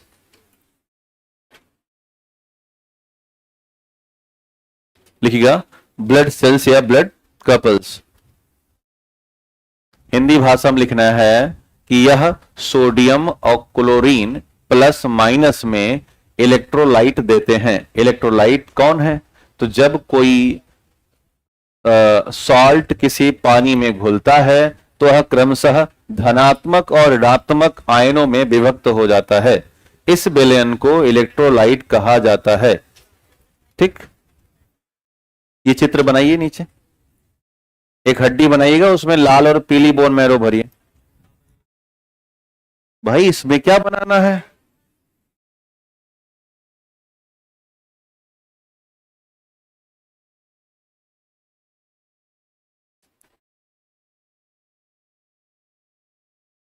देखो मैंने पीला पीला भर दिया ऊपर, उल्टा भर दिया, सही कर लेना, लाल कर दिया, हालांकि कहीं भर सकता है, ऐसा कुछ है नहीं।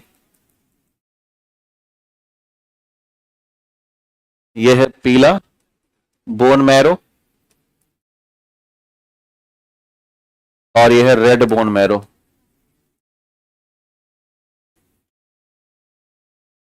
लिखिए, yellow and red bone marrow, दो बोन मैरो होती है हमारे पास। तो हमारी हड्डी अच्छी है कि इनकी वाली है? तो दोनों एक ही जैसा। देखो बीचों बीच में हड्डी बनाना, क्योंकि अभी उसमें हम बहुत कुछ बताएंगे। ये साइड वाले जो है ना वे रोएंगे बैठ के, इसीलिए जिससे कि रो, है ना। हाँ हाँ ठीक है, ठीक। हाँ कुछ लोग ज्यादा चालाक होते हैं ना, कहीं के कहीं साइड बना दे लो, काम चल जाए। ठीक। अब आप हमारे पेज को देखिए ना, ये हड्डी मौजूद कहाँ है? साइड में एक बीच में है? बीचों बीच में है ये, है ना? अच्छा, हमारी वाली नहीं, इनकी वाली देखो ना। खैर, बन गई।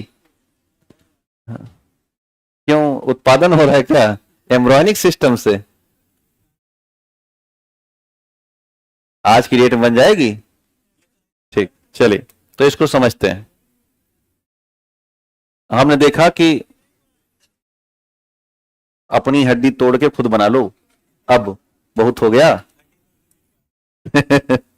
चलिए, तो इसमें हमने देखा कि यहां पर red and yellow bone marrow है। अब ये जो रेड बोन मैरो या येलो बोन मैरो है, इनमें इन दोनों में मिला के एक स्टेम सेल से बोलते हैं हेमेटोपोएसिस स्टेम सेल। क्या बोलेंगे? हेमेटोपोएसिस स्टेम सेल, या इसे शॉर्ट फॉर्म में कहता है HSCs। क्या बोलते हैं? HSCs बोलते हैं। और यही हेमेटोपोएसिस स्टेम सेल निर्माण कर रही है तीनों का, आरबीसी का, WBC का और प्लेटलेट्स का। तो ये वहीं में बना लेना, अपनी हड्डी के साथ जोड़ते हुए ऐड कीजिएगा कि रेड और येलो बोन मैरो में एक स्टेम सेल मौजूद है। हिंदी में भी हेमेटोपोएसिस लिख लीजिएगा ऐसे, हेमेटोपोएसिस। हाँ, HSC मतलब हेमेटोपोएसिस स्टेम सेल। SC से स्टेम सेल होगा और S से हेमेटोपोएसिस, तो शॉर्ट फॉर्म बोलते हैं हेमेटोपोएसिस स्टेम सेल। और यह है लाल और पीला अस्थि मज्जा, यह कहलाता है लाल और पीला अस्थि मज्जा, red and yellow. Red and yellow, यह है RBC, WBC और प्लेटलेट्स। उसी का शॉर्ट फॉर्म है ना, इतनी समझ विकसित करो।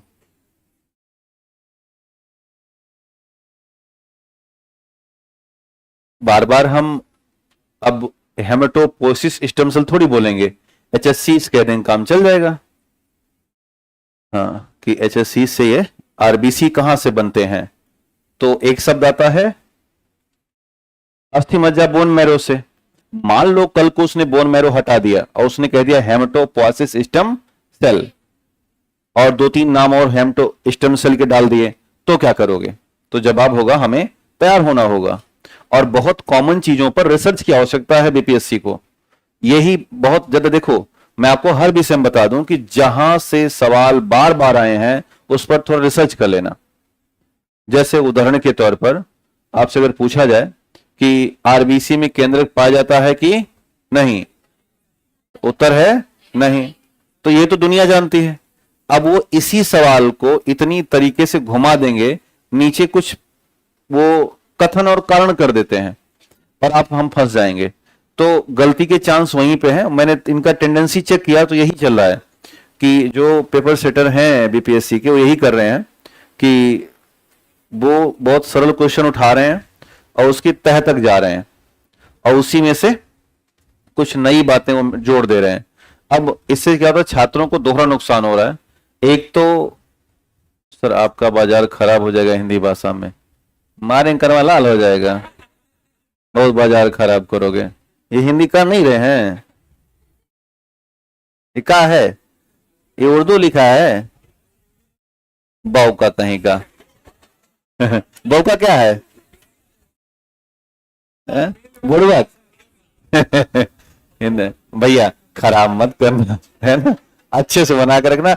हम जो कहोगे वो बताएंगे, बता तो रहे हैं, है ना। चलिए, गुस्साए तो नहीं हो? नहीं नहीं, ठीक है, चलो हम बताएंगे, घबराइए नहीं। आधा इतना कठिन नाम क्यों लिखते हो? अदा मदा हम पढ़ ही नहीं पा रहे हैं। चलिए सर आप पढ़ाइए। हाँ, प्लाज्मा का डिफेंस सर फिर से समझा दीजिए। देखो प्लाज्मा का डिफेंस ऐसा है ना, उसमें होता है एंटीबॉडी और इम्यूनोग्लोबिन। इम्यूनोग्लोबिन का नाम से क्लियर होगा, इम्यून सिस्टम। तो जब कभी बीमार हो जाओगे, बीमार काहे होते हो? वायरस घुसेगा, बैक्टीरिया से खेल खेलोगे तो भी तुम्हारे साथ खेल खेल देगी। तो जो बैक्टीरिया अपने शरीर में घुसती है, तो यही जो हीमोग्लोबिनवा है, ये दोनों आपस में लड़ जाते हैं और बैक्टीरिया को मार गिराते हैं। तो यही लिए हम कह रहे हैं कि प्लाज्मा हमें क्या कर रही है? बीमारी से बचा रही है। और बचाने को बोलते हैं डिफेंस, सुरक्षा। समझ गए ना सर? स्टेम सेल क्या है समझाएंगे। चलिए, तो बन गया ये आरबीसी, डब्ल्यूबीसी और प्लेटलेट्स। तो नीचे स्टार बना के लिखिएगा। लिखिए blood cells, blood cells are, blood cells नीचे लिखिए स्टार बना के। Blood cells are originated from blood plasma. Blood cells are originated from blood plasma. ये तो जान रहे हो ना, वही बात मैं लिखा रहा हूं। Blood cells are originated from blood plasma, specially haematopoiesis stem cell. Main तो वही है ना। देखिए blood cells are originated from blood plasma, specially haematopoiesis stem cell. Hindi में लिख लीजिएगा। हिंदी में लिख लिया हो। लिखिए रक्त कोशिकाएं, रक्त कोशिकाएं अस्थि मज्जा से विकसित होती हैं। रक्त कोशिकाएं अस्थि मज्जा से विकसित होती हैं। रक्त कोशिकाएं अस्थि मज्जा से विकसित होती हैं और मुख्य तौर पर कहां से?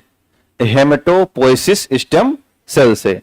देखिए मुख्य तौर पर हेमेटोपोइसिस स्टेम सेल से। हाँ जाइए, जिसको कौन जाना है जाओ। लेकिन मुख्य तौर पर हेमेटोपोइसिस स्टेम सेल से, मुख्य तौर पर हेमेटोपोइसिस स्टेम सेल से। बात समझ में आ गई? लिखिए blood cells are originated from stem cell, specially from haematopoiesis stem cell. थोड़ा जल्दी लिखा करो, इतना भी लिबरल नहीं हूं मैं जितना सोच रहे हो, है ना। मार्केट बनाने के चक्कर में 50 बार बोलवाते हो। अच्छा, बोन मैरो, हाँ सही कर लेना। ऐसा ऐसा हो गया क्या? हाँ, तो इतना तो सही कर सकते हो ना। अभी समझ के क्या निकले हो इसका मतलब? ये समझे क्या यहाँ पे इतनी देर तक? हम एक फोटो बनवाए हैं, वहां से ब्लड बोन मैरो से निकाले हैं, तो वो एक अंडरस्टैंडिंग बना लो कि ये हो सकता है कई बार बोलते समय, सही कर लो। तो एक और बात ध्यान देना, ये जो ब्लड, ये बोन मैरो है, ये एम्ब्रियोनिक डेवलपमेंट में लेट में बनती है। मान के चलना कि ब्लड का फॉर्मेशन मेसोडर्म में हो रहा है और एग्जैक्ट जो बोन मैरो फॉर्मेट हो रही है वो कई बार एंडोडर्म तक आके कंप्लीट होती है। यानी कि बोन मैरो से पहले एम्ब्रियोनिक डेवलपमेंट में क्या बन रहा है? ब्लड बन रहा है। तो ऐसी स्थिति में आरबीसी डब्ल्यूबीसी भी प्रेजेंट होगा, और जब आरबीसी डब्ल्यूसी प्रेजेंट है तो कहां से बन रहा है? तो एम्ब्रियोनिक डेवलपमेंट में एक ऑर्गन है लीवर, और ये रिस्पॉन्सिबल होता है किसके लिए? आरबीसी डब्ल्यूबीसी और प्लेटलेट्स के लिए। तो एक और नीचे स्टार बन लिखिए। देखिए भ्रूणीय विकास की अवस्था में, भ्रूणीय विकास की अवस्था में, भ्रूणीय विकास की अवस्था में रक्त कोशिकाएं, भ्रूणीय विकास की अवस्था में रक्त कोशिकाएं यकृत से बनती हैं। भ्रूणीय विकास की अवस्था में, भ्रूणीय विकास की अवस्था में रक्त कोशिकाएं यकृत से बनती हैं। अब अंग्रेजी में बोलिए, लिखिएगा। देखिए in embryonic stage, in embryonic stage blood cells are originated from liver. In embryonic stage blood cells are originated from liver. Blood cells are originated from liver. तो ये बात याद रहेगा ना कि जब बच्चे का जन्म हुआ तो किधर ट्रांसफर हो गया? बोन मैरो के पास, और जब वो एम्ब्रॉयनिक डेवलपमेंट तो कहां था, लिवर, क्योंकि की रीजन ये है कि बोन मैरो बाद में बनती है और ब्लड पहले, कहां पर, एम्ब्रॉयनिक डेवलपमेंट में। ये बातें याद रहेंगी। अब एक झटके से आप ये समझ लीजिएगा कि स्टेम सेल क्या होता है, फिर मैं आपको ले चल रहा हूं आरबीसी के पास, क्योंकि मन में बार बार वो शंका आपके जा रही है, चेहरे पर सुकून नहीं है ना। कई चेहरे में देखा वो कह रहे हैं स्टेम सेल का ऐसे कर रहे हैं ना, आपस में भुन आ रहे हैं। ध्यान देना, जब हम ह्यूमन रिप्रोडक्शन की बातचीत कर रहे होते हैं तो इस समय हम लोगों ने यह देखा भी है कि मुख्य तौर पर एग और अस्पर्म यही दोनों प्रतिभाग कर रहे हैं। यहां का 23 और यहां का 23 क्रोमोसोम सब याद है आपको, पता ही है पहले से। और ये दोनों जब मिलते हैं तो यहां बनता है जाइगोट। क्या बनेगा, जाइगोट, यानी कि जाइगोट इनिशियल स्टेज है एम्ब्रॉनिक डेवलपमेंट की, और ये तब बनेगा जब फर्टिलाइजेशन हो जाएगा। इन दोनों के मिलने से यहां पर एक प्रक्रिया होगी जिसे कहा जाएगा निषेचन या फर्टिलाइजेशन। अब ये जो जाइगोट बना, इसे हिंदी में कहते हैं युग्मनज। क्या बोलेंगे, युग्मनज। चले, अब जो युग्मनज या जाइगोट बना है ये मां के गर्भ में है, और मान के चलना कि प्रेगनेंसी का first days, second days, third days, fourth days और फिफ्थ डेज, यानी कि गर्भधारण या प्रेगनेंसी के 5वें दिन तक जाइगोटिक जो सेल डिवीजन होता है उससे, ध्यान देना, जाइगोटिक सेल डिवीजन हो रहा है। और इस जाइगोटिक सेल डिवीजन से total number of 150 to 200 cells are present in women या इन वूम्ब, यानी कि 5 दिन में हमें सेल डिवीजन से कितनी मिली, 150 to 200 सेल। और ये जो इनिशियल 100 to 50 या 200 सेल हैं, ये इतनी पावरफुल हैं कि ये मास्टर सेल कहलाती हैं, और इन्हीं को हम शुरुआती दौर में आपकी समझ के लिए क्या बोल रहे हैं, स्टेम सेल बोल रहे हैं। अब ये जो 200 सेल्स हैं, इनमें इतनी पावर है कि अदर सेल्स बना सकती हैं, अदर टिश्यूज फॉर्म कर सकती हैं, और ये अदर ऑर्गन फॉर्म करती हैं, और ये आवश्यकता पड़ने पर होल बॉडी फॉर्म कर लेती हैं। यानी कि 150 से 200 सेल्स ऐसी सेल्स हैं जो हार्ट बना लेंगी, लंग्स बना लेंगी, बोन बना लेंगी, ब्लड बना लेंगी, यानी कि समथिंग, कुछ भी ऐसा नहीं है जो ये ना बना सकें। इसलिए मैंने क्या कहा, इन्हें हमने कह लिया कि ये स्टेम सेल हैं, यानी कि ये इनिशियल सेल होती हैं। अब इन्हीं इनिशियल सेल का डिवीजन होगा, और इनके डिवीजन से टिश्यू बनेगा, और टिश्यू का जब और ज्यादा कलेक्टिव फॉर्म हो जाएगा तो ऑर्गन बनेंगे, और इन ऑर्गन से फिर पूरी बॉडी बनेगी। तो इन्हीं शुरुआती कोशिकाओं को या स्टार्टिंग एम्ब्रॉयनिक सेल्स, जो कि डे 1 to डे 5 हैं, इन्हीं को हम नॉर्मली भाषा में स्टेम सेल कहते हैं। तो कोई दिक्कत? अब सवाल आता है कि क्या एम्ब्रॉयनिक डेवलपिंग सेल किसी भी तरह से यूजेबल हैं या इन्हें लिया जा सकता है? तो उत्तर है नहीं, क्योंकि इससे हम भ्रूण हत्या कर बैठेंगे। सोचो कि अगर 5 दिन का कोई भ्रूण है और वो मां के गर्भ में विकसित हो चुका है, और वहां से हम 50 सेल निकाल लें, तो क्या ये भ्रूण सफल होगा? उत्तर है नहीं, वो मर जाएगा। तो जिस सेल की हम अभी चर्चा करें, यह सेल केवल और केवल नेचुरल बेस में काम आती हैं, और इसी सेल से एक इन्फेंट या ऑफस्प्रिंग का डेवलपमेंट हो रहा है। लेकिन आजकल साइंस बहुत आगे जा रहा है, तो वो कोशिश कर रहा है कि हमें एक ऐसी सेल चाहिए जो एम्ब्रॉयनिक डेवलपमेंट भी ठीक ठाक हो जाए, और आवश्यकता पड़ने पर हम नया ऑर्गन या नई सेल भी बना सकें। तो स्टेम सेल हासिल करने के कई तरीके हैं और कई प्रकार हैं। आपने कई नाम सुने होंगे, totipotent stem cell, pluripotent stem cell, multipotent stem cell, oligopotent stem cell, monopotent stem cell, something something. जैसे जब हम चर्चा कर रहे थे हेमेटोपोएसिस स्टेम सेल, तो ये एक प्रकार की ओलिगोपोटेंट स्टेम सेल है। ये एक या एक से अधिक सेल्स बनाती है। ये कभी भी और ज्यादा कोशिश करती है तो टिश्यू बना लेती है, कभी भी ऑर्गन नहीं बना पाती। आप उठा के देखिए तो blood is a tissue, but RBC and WBC and platelet is a cell originated from the hematopoiesis system cell due to reason more than one cell. RBC, WBC, platelets, number of cell is 3.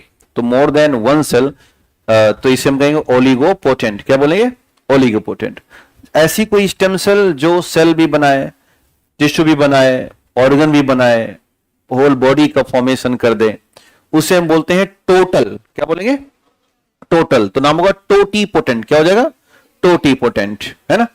कुछ ऐसी cell है जो organ बना लेती हैं, उन्हें हम multipotent बोलते हैं कि वो ऑर्गन बना लेंगी लेकिन बॉडी नहीं बना पाएंगी। मतलब वो स्पेशली हार्ट बना सकती हैं, स्पेशली लंग्स बना सकती हैं, स्किन बना सकती हैं। प्रयोगशाला में, लेबोरेटरी में अगर उनको हम स्पेसिफिक एनवायरनमेंट दें तो वो हमारे काम की है। मान के चलो कि किसी का हार्ट फेल हो रहा है और हमारे पास एक स्टेम सेल मिल गई जो क्या बनाती है, वो बायोलॉजिकल तरीके से 3D प्रिंटिंग, सुना होगा आपने नाम, तो हम इस तरह के स्टेम सेल का इस्तेमाल एज ए बायो इंक कर लेंगे और 3D प्रिंटिंग में डॉक्टर को बोलेंगे कि डॉक्टर साहब इसको हमें हार्ट बना के दे दो। वो हार्ट बनाएंगे, 10-20 दिन के अंदर बन जाएगा और आराम से हम उसको ट्रांसप्लांट कर लेंगे। तो ये जो ऐसी स्टेम सेल है वो हमारे काम की है। अब उसके मिलने के तरीके कौन कौन से? 3 तरीकों से ऐसी स्टेम सेल मिलती है। ये तरीका तो खत्म, क्योंकि यहां से निकालेंगे तो क्या हो जाएगा? भारत में भ्रूण हत्या करना जघन्य अपराध है। यहां भ्रूण लिंग की जांच करना तो अपराध है ही है। लिखा होता ना यहां पर भ्रूण लिंग की जांच नहीं होती, वहीं होती, ध्यान देना। जहां लिख के टांगा है वही करता है। हालांकि ऐसा होता नहीं है और गलत है, भ्रूण लिंग की जांच नहीं करनी चाहिए। जो है सो ईश्वर की देन है। खैर, अरे सुनो भाई, सर छुट्टी करिए, इतनी अच्छी अच्छी बात बता रहे हैं, छुट्टी कर दो, है ना। चलो, नहीं हमें भी भोजन वोजन करना होता है ना। कहा समझे हम ना पढ़े। ठीक है, सारा खेल नियम से होगा, घबराए। हाँ, वजन कम हो जाएगा। ठीक, तो हम ध्यान देना कि हम इस सेल की बात कर रहे हैं जो हमारे काम किया जाए। उसके 3 तरीके हैं। पहला, 3 से 4 महीने का गर्भपात। अब वो चाहे मिसकैरेज हो या एबॉर्शन हो। एबॉर्शन करना अच्छी बात नहीं है, ये नेगेटिव है। मिसकैरेज होना भी नेचुरल नेगेटिव है, रॉन्ग, गलत तरीका। दूसरा तरीका है और वो है कि 6वें दिन से, यानी 5 दिन तो 200 हो गई, उसके बाद 6वें 7वें 8वें दिन तक की कोई सेल निकाल ली जाए, तो ये तरीका है, रॉन्ग। तीसरा और सबसे फास्ट और सबसे बेहतर तरीका है कि जब बच्चे का जन्म होता है तो एम्ब्लाइकल कार्ड, नाभिनाल, मां और बच्चे के बीच में प्लेसेंटा, तो उसे एम्ब्लाइकल कार्ड कहते हैं। तो डॉक्टर उसे कैंची से या उसे ब्लेड से काट देते हैं और काट के उसको धागे से बांध दिया जाता है। उसी दिन मां बच्चे से अलग हो जाता है। एक बार वो अलग होता है, दोबारा शादी होने के बाद अलग होता है। तो हाँ, बीबिया ने ऐसा कहा जाता है, मुझे लगता नहीं है ना। अलग करवा दो, क्या जाओगे तो कह के बीबी आने के बाद ऐसी कॉन्सेप्ट क्यों लेके चल रहे हो? अलग मत करवाना, ध्यान देना। तो हाँ, नहीं जाने के बाद पता चल गया हम माइटोकॉन्ड्रिया और लाइसोसोम वाला घाल करेंगे कि माइटोकॉन्ड्रिया सिखाएगा, क्या बन जाओ घर जाके? लाइसोसोम। लेकिन लाइसोसोम, ध्यान देना, आत्महत्या खुद कर लेता है, तो जीवन कभी खुश नहीं रहेगा। जो है सामंजस्य बना के रहिए, है ना, बहुत आवश्यक है। तो अब यही कहानी है कि जब अम्लाइकल कार्ड में एक फ्लूइड होता है, द्रव होता है, उसे निकाल लिया जाता है। तो वो जो फ्लूइड है वो भी स्टेम सेल है और वो हम फेंक देते हैं। वही फेंकना नहीं है, आपकी और हमारी सबकी फेंक दी गई है, किसी की बची नहीं है। कारण कि हमारे माता पिता को पता ही नहीं था। तो अगर उसे हम इकट्ठा कर लें और उसे हम जाकर के क्रायो प्रिजर्वेशन में डाल दें, भारत में कई जगहों पर, आपके पटना में भी है क्रायो प्रिजर्वेशन सेंटर, सर्च करना मिल जाएगा। तो अब इसके लिए क्या होगा? आज तो सबको पता है कि डिलीवरी कब होगी, सबको पता होता है ना कि तारीख, इतनी तारीख डॉक्टर दे देता है। और ऐसे हॉस्पिटल चयन किए जाएं जहां पर अम्बिलिकल कार्ड को काटते दौरान उसका फ्लूइड आराम से निकाल लिया जाए और उसको शीशी में बंद करके किसी डीप फ्रीजर में या क्रायो प्रिजर्वेशन में डाल दिया जाए। अब ये कैसी सेल है? ये गैर विभाजित कोशिकाएं हैं। इनके विभाजन से अब आप हार्ट बना सकते हो, उसी अम्बिलिकल कार्ड के विभाजन से आप लंग्स बना सकते हो, स्किन बना सकते हो, यहां तक कि आंख तक विकसित कर सकते हो। पूरी आंख खराब है तब भी। इतनी पावरफुल सेल है जो हमारी फेंक दी गई हैं। हमें अपने बच्चों को इसका उपहार देना है। आने वाली पीढ़ी जो है उसको ये उपहार में रखना है कि हम तुम्हारा क्या संभाल के रखेंगे, अम्बिलिकल कार्ड फ्लूइड संभाल के रखेंगे, क्योंकि आने वाले 10 साल में और ज्यादा टेक्नोलॉजिकल एडवांसमेंट होगा। तो ये है स्टेम सेल की पावर। इसे बोलते हैं stem cell therapy. Stem cell therapy का इस्तेमाल करेंगे। और सुनो एक बड़ी बात, अगर एक बच्चे की संभाल के रख लिया गया तो 90% चांस होता है कि उसके भाई और बहनों को भी ये काम में आ जाती है। और एक खास बात कि 80 साल तक उसे प्रिजर्व किया जा सकता है इंडिया में। यानी कि जब बच्चा बूढ़ा हो रहा होगा, 80 साल जीना तो बहुत बड़ी बात है आगे वाले दिनों में। हाँ पटना में है, सर्च करना। सर्च नहीं किया कभी आपने? आज सर्च करना, मिल जाएगा, है ना। ये बहुत कॉमन सी चीज है, कॉमन है ये। अब इसमें बताना कितने लोगों को पता नहीं था ये। हाँ आपको तो पता ही है। तो ये बहुत कॉमन है, समझ गए। तो हमें अपने बच्चों को ये उपहार देना है कि हम तुम्हें क्या देंगे, हम तुम्हारा अम्बिलिकल कार्ड सुरक्षित करवा देंगे। और नहीं तो कल अगर बच्चा, अभी हम लोग तो अपने माता पिता से पूछते नहीं है, और वो इसलिए पूछेगा क्योंकि मैं तुम्हें पढ़ा रहा हूं, ये वीडियो वगैरह रहेंगे सब, और पूछेगा कि पिताजी माताजी हमारा अम्बिलिकल कार्ड फ्लूइड कहां है, तो कहोगे हे। ऐसा नहीं कहना, उसको देना है कि अब तुम्हारा अम्बिलिकल कार्ड फ्लूइड फला बैंक में जमा है और जाओ निकलवा लो। वो जब बीमार, जब 70-80 साल का हो जाएगा तो वहां से निकलवाएगा और कहेगा डॉक्टर से कि हे डॉक्टर एक हार्ट बना दो, है ना। कल मुझे कोई रील भेजा था और कह रहा था कि जब क्लास बहुत देर चलती है तो नीचे लिखा मास्टर बहुत जुल्म कर रहे हो हमारे ऊपर, एक आता नहीं डाला। और एक भाई साहब रात को 2 बजे मैसेज कर रहे हैं, सुनो तो मैसेज के भाव सुनो, कि सर मोटिवेशन दीजिए कुछ। सुनो, और बज कितना रहा है, रात को 2 बजे। तो मैंने लिखा भाई तू सो जा, बहुत रात है, सुबह उठेगा तो मोटिवेशन जन्म ले लेगा, है ना। मतलब क्या क्या कैसे कैसे लोग रहते हैं, है ना? क्या क्या करते हैं ये, है? कौन है ये लोग, आते कहां से हैं, है? तो मतलब रात को 2 बजे मैं कैसे मोटिवेशन दे सकता हूं? रात को 2 बजे मोटिवेशन की आवश्यकता कहां पड़ रही है ना। खैर, तो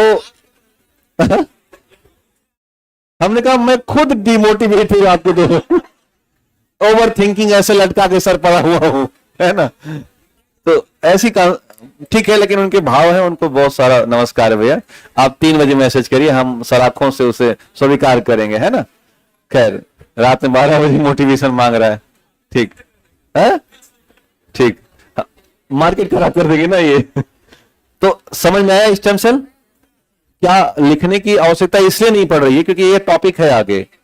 तो अब दिमाग में जब भी आएगा तो स्टेम सेल वो सेल है जो क्या बना सकती हैं, other cell, other tissues, organ and whole body.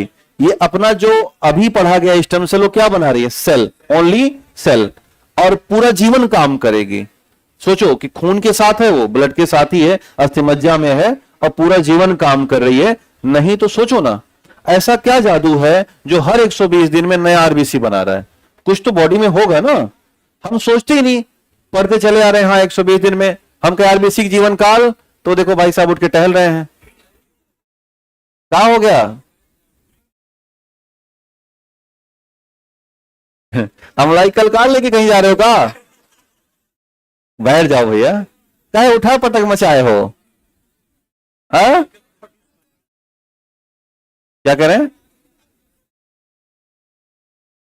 अच्छा, बैठ जाया करो भाई, घबराया ना करो, है ना। अभी जब हम छोड़ेंगे तब जाना, और हम छोड़ेंगे नहीं। तो क्या लिखा आपने? हाँ, अब लिखिएगा, लिखिएगा टाइप ऑफ ब्लड सेल, लिखिएगा टाइप ऑफ ब्लड सेल, और लिखिए नंबर 1 आरबीसी या रेड ब्लड सेल, लिखिए आरबीसी या रेड ब्लड सेल, लिखिएगा आरबीसी या रेड ब्लड सेल। दो बातें पढ़नी होती हैं, एक तो कुछ फैक्ट और दूसरा कुछ कॉन्सेप्ट। लिखिए आरबीसी या रेड ब्लड सेल। तो पहले हम लोग फैक्ट पर बात कर लें, लिखिएगा फैक्चुअल इंफॉर्मेशन, लिखिएगा हेडिंग फैक्चुअल इंफॉर्मेशन, हेडिंग हो जाएगी आरबीसी, नहीं करेंगे, लिखिएगा झोलम रख के कापी बाहर निकाल रही हो, रिपीट करें, मारेंगे करवा लाल हो जाएगा, समझ रहे हो? लिखो आरबीसी, हेडिंग यही है। चलो लिखिए हेडिंग आरबीसी। आप लोग गुस्सा तो नहीं होते हो ना? हुआ भी मत करो। लिखिए आरबीसी, हेडिंग यही है, लिखो। कौन किसका था छोटा हुआ? आपका, ठीक है, लिखो, गुस्सा तो नहीं हो ना? चलो लिखो, लिखिए हेडिंग आरबीसी। हाँ, लिखिएगा इंपॉर्टेंट फैक्ट या factual information of RBC, factual information of RBC. आपको परेशान करने में मुझे मजा आता है, अच्छा लगता है, जितना आप परेशान होगे 2 बजे रात में ना। ठीक है, लिखिए फैक्चुअल इंफॉर्मेशन, तो लिखिए अदर नेम, लिखिएगा ऐसे और डैश कर देना, इसके बाद लिखिएगा ओरिजिन, और फिर लिखिएगा अमाउंट, मात्रा, फिर लिखिएगा साइज, ऐसे गैप कर दीजिए और हम एक एक चीज फिलअप करते चले चलेंगे। लिखिएगा अन्य नाम, निर्माण स्थान, अमाउंट या मात्रा, साइज, वर्क फंक्शन,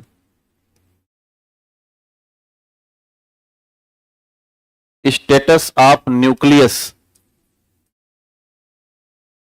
केंद्रक की स्थिति, केंद्रक की स्थिति,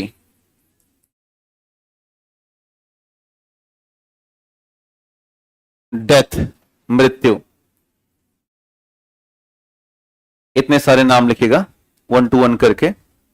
अदर नेम को हिंदी में अन्य नाम कहेंगे, ओरिजिन यानी कि निर्माण, अमाउंट यानी कि मात्रा, साइज यानी आकार, वर्क फंक्शन कार्य प्रणाली, स्टेटस ऑफ न्यूक्लियस, और डेथ यानी मृत्यु कहां होगी। तो एक एक करके बात करते हैं। इसे बोलते हैं एरेथ्रोसाइट। क्या बोलेंगे? एरेथ्रोसाइट। लिखिए नंबर 1 एरेथ्रोसाइट, लिखिए पहला, हाँ हिंदी में भी ऐसे लिखना, एरिथ्रोसाइट,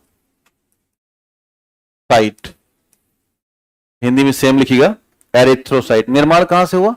बोन मैरो, अस्थि मज्जा, लिखिएगा निर्माण अस्थि मज्जा या बोन मैरो, लिखिए निर्माण अस्थि मज्जा या बोन मैरो। हाँ ठीक, पेन नहीं है क्या? अच्छा ठीक, दे दो भाई कोई। लिखिए अस्थि मात्रा, लिखिएगा 45 से 50 लाख प्रति mm क्यूब, 45 से 50 लाख प्रति mm, मिलीमीटर क्यूब, प्रति मिलीमीटर क्यूब, mm क्यूब। लिखिए साइज बाइकॉनकेव, उभयोतल, बाइकॉनकेव या उभयोतल। साइज लिखिएगा बाई मतलब लगभग गोल आकार, बाइकॉनकेव या उभयोतल। हाँ सॉरी, सेप, सेप कर देना, ठीक है सेप। लिखिए वर्क फंक्शन या कार्य प्रणाली, लिखिए carry oxygen, carry oxygen with haemoglobin, with haemoglobin, carry off oxygen with haemoglobin, carry off oxygen with haemoglobin. Globin, carry off oxygen with haemoglobin. और स्टेटस लिखिएगा अब्सेंस, न्यूक्लियस क्या है, अब्सेंस है, मौजूद नहीं है, न्यूक्लियस लिखिएगा अब्सेंस। और डेथ कहां पे होगा, स्प्लीन में, कहां पर, स्प्लीन या प्लीहा, स्प्लीन या प्लीहा, स्प्लीन या प्लीहा। तो ये कुछ फैक्टर है आरबीसी के, पूरा हुआ सबका। एरेथ्रोसाइट, बोन मैरो 45 से 50 लाख प्रति एमएम क्यूब, उभयोत्तल, वर्क फंक्शन क्या है, ऑक्सीजन को कैरी कर रहा, किसके साथ, हीमोग्लोबिन के साथ। स्टेटस क्या है, ऑप्शंस है। डेथ कहां होगी, प्लीहा में। तो आज के कार्यक्रम में इतना ही रहेगा, है ना। कल फिर से मुलाकात करते हैं। मैं इसलिए पढ़ाया क्योंकि आपने बिना कहे झोले में किताब रख ली थी, है ना। जब तक ना कहूं तब तक कॉपी बंद ना करिए, अनुशासन बना के रखिए, सम्मान पूर्वक जाइए। कल टेस्ट के लिए तैयार होके आना, और हमारी ढेर सारी शुभकामनाएं हैं आपको कि बेहतरीन हो।